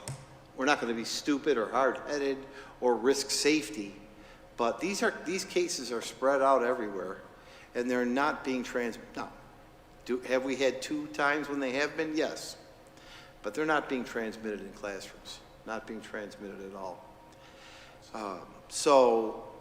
To close a school down, I think would just be forcing people to go to places where they might be being transmitted anyways. So and the other thing I said, and it's no secret, it was a rough start to get school back up and going. I do not want to repeat and replicate that rough start in any way, shape, or form. So we won't be hard-headed, we won't sacrifice safety, but it is so far from my thought process about closing schools down or going to remote. Daily, what happens is the Niagara County Health Department, and Mrs. Dunn, we wait until they're confirmed cases. The Niagara County Health Department sends to Dr. Civaroli and only Dr. Civaroli the confirmed positive cases in the district. Dr. Civaroli then sends to Ms. Massaro and myself only on a secured email system called Tiger, one that I can read and it goes away. The name, the number of quarantines, the age, the location, and the family. I could read it once, I make my notes, and it goes away. Ms. Massaro gets it because she will need to know about staffing the schools. I get it for the staff and for the students. It comes in, it goes away. I then do, because I'm glad you asked this, I then do 3 things. I record it and Joanne does this, the nurse too. She records it, I record it. I go into the state portal and I'm the state reporter, I report it, and then I put it on a piece of paper and read it at 12 o'clock every day when I make my report. And Dr. Civaroli keeps more of the details. After that, I don't keep any of the details. I don't want any names in my office, just a number. So that's how it works every day. And my phone pops up. Every time she gets one, and I know she's watching, hello, Dr. Civaroli, she sends it to me right away. But she will not send it to unless it's confirmed by the Department of Health. Something that she pointed out to me that is happening more and more, just for a piece of information, people are using home tests, and home tests are not reported through the Department of Health portal, and they're telling Dr. Civaroli, I bought a home test, I'm COVID positive, and she's telling them that you have to go through the normal other testing process to be recorded. We don't count home tests in our report. If you want to do a home test for whatever reason, go ahead, but we do not report home tests. Rob had a question. Yes, Rob. Just real quick, Mark, and I think it's an important piece of information. I love to hear your stance with the parents and staying on the path that we are on for this school year. But for those that aren't watching the news, President Biden, when he was discussing the new variant, specifically mentioned that 99% of the schools in the United States have remained open, and that is the thought process of the government, that they want to continue to keep the schools open, and that it's very important. So, I think from the top down, it's that we have to just keep thinking that way, and I love that you're thinking that way, and I think it's important for the parents to know that, I think we're beyond that at this point. I think, and I've heard this in various places on the radio, we need to learn to live with this and take measures to live with it safely. And that doesn't mean that if a classroom has an outbreak, we won't do what's right. And that doesn't mean I haven't said to the principals, at all times, make sure your classes are ready to go to remote or your schools are ready to go. We have to be flexible, but that's like a fire drill to me. That's a fire drill. The pipe broke 4 years ago on 47th Street, we had to close the high school for 4 days. If that were to happen, we would go to remote learning. We might take a day because everybody's got to come in and get their stuff, but we don't have to take 4 snow days because that pipe, remember that pipe, Earl, that didn't get fixed? We had 4 days, we had to put a day at Easter. We don't have to do that anymore. So just as much for COVID, it's for the broken pipe, unfortunately, that could happen very soon. So I want people to be ready. But the parents, and again, Mr. Velardo was there, they didn't have any problem with that statement. I think they feel the same way. They're a very reasonable group. They all have really good heads on their shoulders. They do. And instead of coming there with a conflict or being adversarial to us, they come up with solutions and good recommendations. So they're a good group. Yeah, we've got about 20 to 22 active district parent partners, and Rick usually presents an academic topic. I give an update, and they're funny too. They like each other. And I want to say 2 things about that district parent group. The cataract parents found a family right before Thanksgiving that had moved here for domestic violence reasons. A mom, 5 children, all at cataract, 2 autistic children, homeless. The parent group took her in the clothes closet.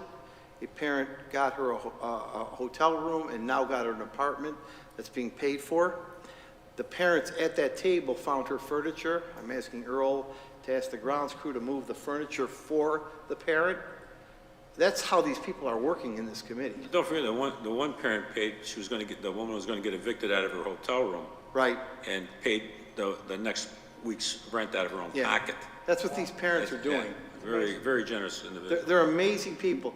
And they are planning, just so you know, it's not this year, 1 year from March 31st, they wanted to raise money for each other, which I think is really nice.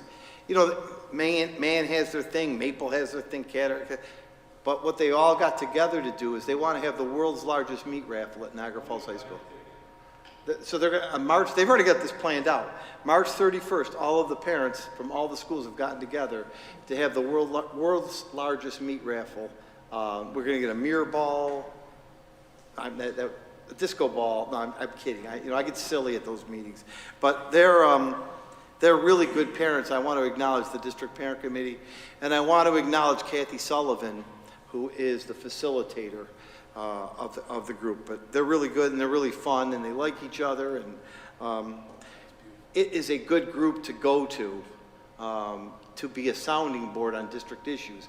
That's why I try and bring them topics like, here's where we are with COVID, here's where we are with the bus situation, here's where we were at the high school.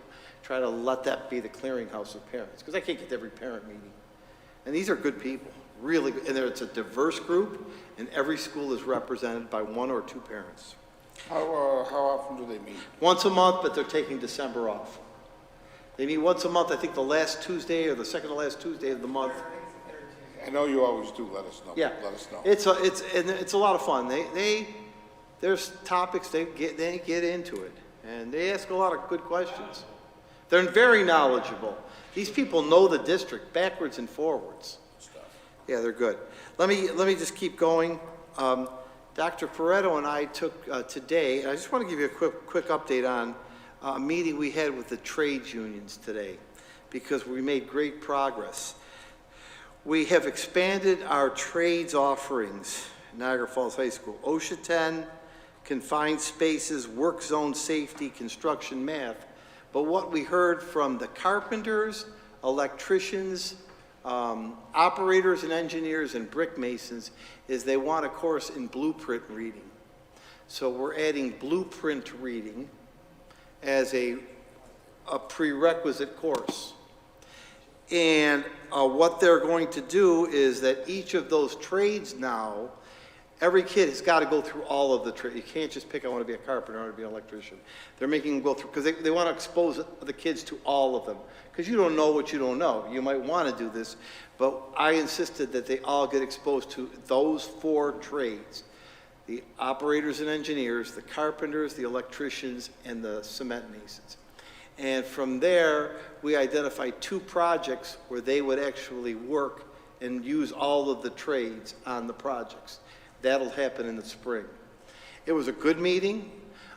Interestingly, we started to talk about different needs that we had, and we're going to now outfit those students with gloves, hard hats, boots, jackets, and safety glasses that they're going to pay for, which is something the kids can take with them. And we talked about places where we can go, because now we have to start using our budget or getting donations, which we can, for things like concrete. They're going to have to use real concrete.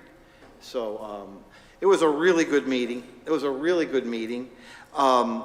We got stuck because we were talking about solar panel installation as a next course. So we put that kind of, remember, we put that, that hit a nerve. We kind of put that on the parking lot. We got into a jurisdictional issue. We got into a jurisdictional issue. I said, that's what happened, Russ. That's right. Parking lot on solar panel installation. And when the group comes in January, they're going to talk to you about the number of kids at Confer, Olin, Tam, Derez, and the Sheridan. There's groups of high school, they're all seniors right now, working in those places.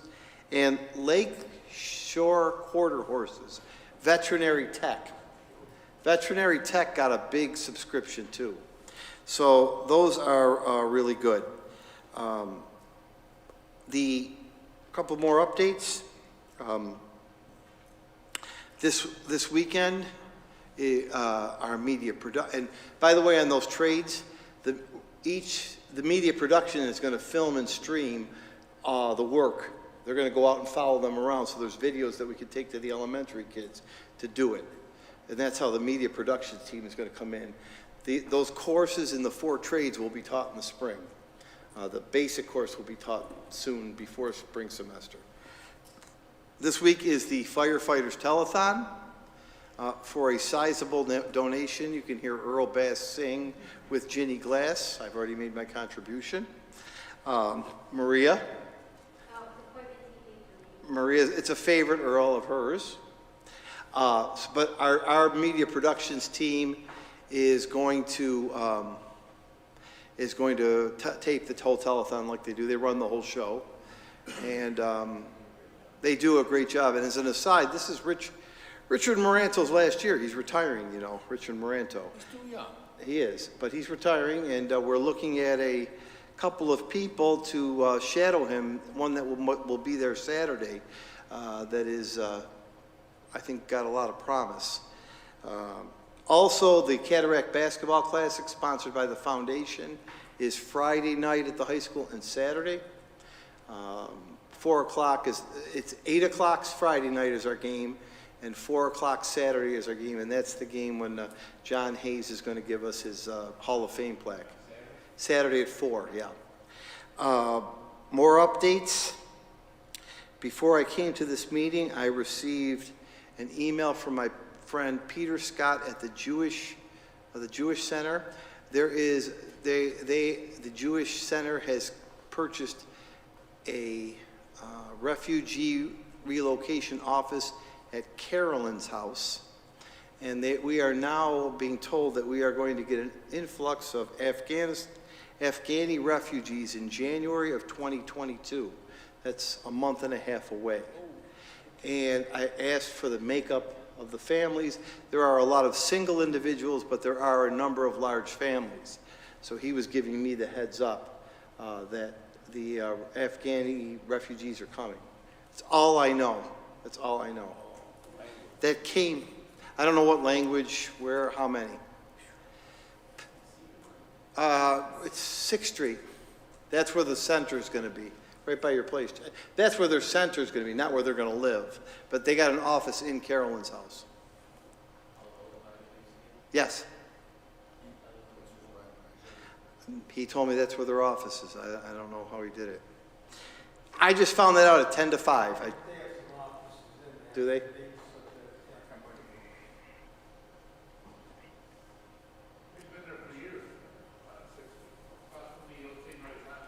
Yeah. I've never been there. So, a couple of final things I should say. If you look at the front page of the Buffalo News today, they talked about the Ralph Wilson Foundation donations. I kept looking for ours. We're getting $40,000. I think they were a little reticent to put the school in there because I think there were a lot of schools that didn't get anything. And we got $40,000 of Ralph Wilson money for our unified sports programs and to build up our unified programs. I think they were when I called, they were a little hesitant to put schools in there. Are we doing anything together with the stadium, the Wilson, what is it now? I don't know, Gary Hall's building? We send some kids over there for a practice in tennis, but some practices that we can't get into the field house, but not a lot, Jim. Not a lot. They were doing the basketball, but the court wasn't safe. They had to stop the basketball. The court was very slippery. Yeah. Our mailer. Yeah. It had a very slippery surface. So little kids, like elementary kids, could work it, but you put high school kids on that, they were twisting their ankles and things. So we kind of backed off of older kids. The court there's something not right with the court. Mike Hamilton, you know Hamp, he kind of put the brakes on that. He was helping out refereeing over there. It's relatively new court, that's odd. Yeah. I don't know if it's been rectified, but we pulled back from sending our kids there. Finally, I have two final things. I'll call this a Del Porto dividend. So Chief Del Porto has the safety officer shirts.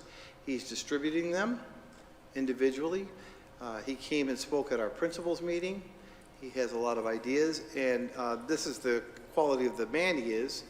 Well, he's worked the girls' basketball game already, and he's going to work the tournament all weekend. But he saw early in the morning that Lockport, unfortunately, had to close down because of threats. And without prompting, Chief got on the phone to the Lockport connections and found out what was going on and wanted to see, first, if they were okay and if there was any impact on Niagara Falls. And it was just really nice that he did that without being told. He goes to Duncan. He did it without being told, and then he reported to me, nothing in Niagara Falls, this is what it is. I said, all right, we'll keep your, but I mean, just his ability to think like that was like, wow. I'll call that a Del Porto dividend that's already paid off. And finally, I just wanted to say something before I turn it back over to you, Mr. Petrosi, and ask for the executive session. But I want to do this in public, and I want to look at you and tell you and have the staff here, and thank you for my professional evaluation. It means a lot to me. I appreciate it. I sincerely appreciate it. And it's, of course, not perfect. It shouldn't be. I'm far from that. But I want to thank you, each and every one of you. And all of the good stuff that's on there, and there's quite a bit of it, is humbling. It comes as a connection to the evaluation of the people at this table and beyond. And I think that the most powerful thing that it did for me was it allowed me to have my children read it, not because I was bragging, but because I was able to say, I want you kids to work hard. And there's comments on there that I got to think about this and that, but without being emotional or overly dramatic about this, I want to say thank you very much. I appreciate it sincerely. All I can tell you is I'll work harder to get better. But the comments are very heartfelt and very much appreciated. And as I told somebody about even Del Porto, my goal is to hire people who are better than me, because if they're better, they'll make me look good. I don't have to work very hard on curriculum or human resources or technology or finance. I don't have to work hard. I just have to make sure I stay out of their way and say the right thing. So they're the ones propping me up. and I just have to like cause the chaos, and they get to prop me up. So it extends to you as well. Thank you. That's all, Mr. President. Yep. Okay, Mr. Pareto.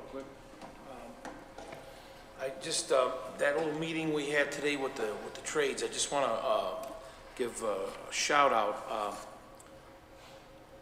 Mr. Dahl and Mr. Rotella do an excellent job. The way they were with there was quite a good size of different trades, electrician, iron worker, so on. But the way they conducted themselves was very professional. And I know Rotella a little bit here and there, but when I saw him moving, and he was to the point, organized, both of them. And those gentlemen did an excellent job. And I want you board members to know firsthand that I was very impressed with them. It doesn't take a lot, but they impressed me the way they had it. He would put it out, these guys would put it out to him, and what can you do, Mr. Electrician or Mr. Iron Worker? And they fed into it, and it worked out really well. And when we left that meeting, we were excited about what we're going to do with these kids and what hopefully these halls will keep their part of the bargain up, and we will get these kids a different alternative to college, and hopefully get them, get Niagara Falls to the great working capacity it used to be back in the old days, and how everybody worked hard and had pride in their city. If that has anything to do and it works into this stuff, fantastic. But I just want you to know those two gentlemen, and probably Mr. Corella and a few other folks that are involved in this reorganization of our curriculum to get to this stuff, I'm very pleased with it, and hopefully you gentlemen and ladies will be also. Thank you. Thanks for being there. It was a good meeting. In an hour and 5 minutes, we got a lot done. I picked on Mr. Pareto a little bit too. So. Just a little. Mr. President, members of the board, we do need a brief executive session, and there are 4 potential promotions of a person and 1 contract negotiation that's governed under the Taylor Law. Those are the reasons. No action will be taken this evening. It's a non-voting meeting. There's nothing that needs to come out of it. Those are the reasons for the executive session, and they shouldn't be very long items. Anybody else have anything? Can I have a motion for executive session? Mr. Consemi, second. Mr. Bass? Any questions? Mark read them off. Mr. Bass? Yes, no? Yes. Thank you. Mrs. Dunn? Mr. Villardo? Mr. Bilson? Mr. Consemi? Mr. Pareto? And myself? Got 7 yeas, no nays. Thank you.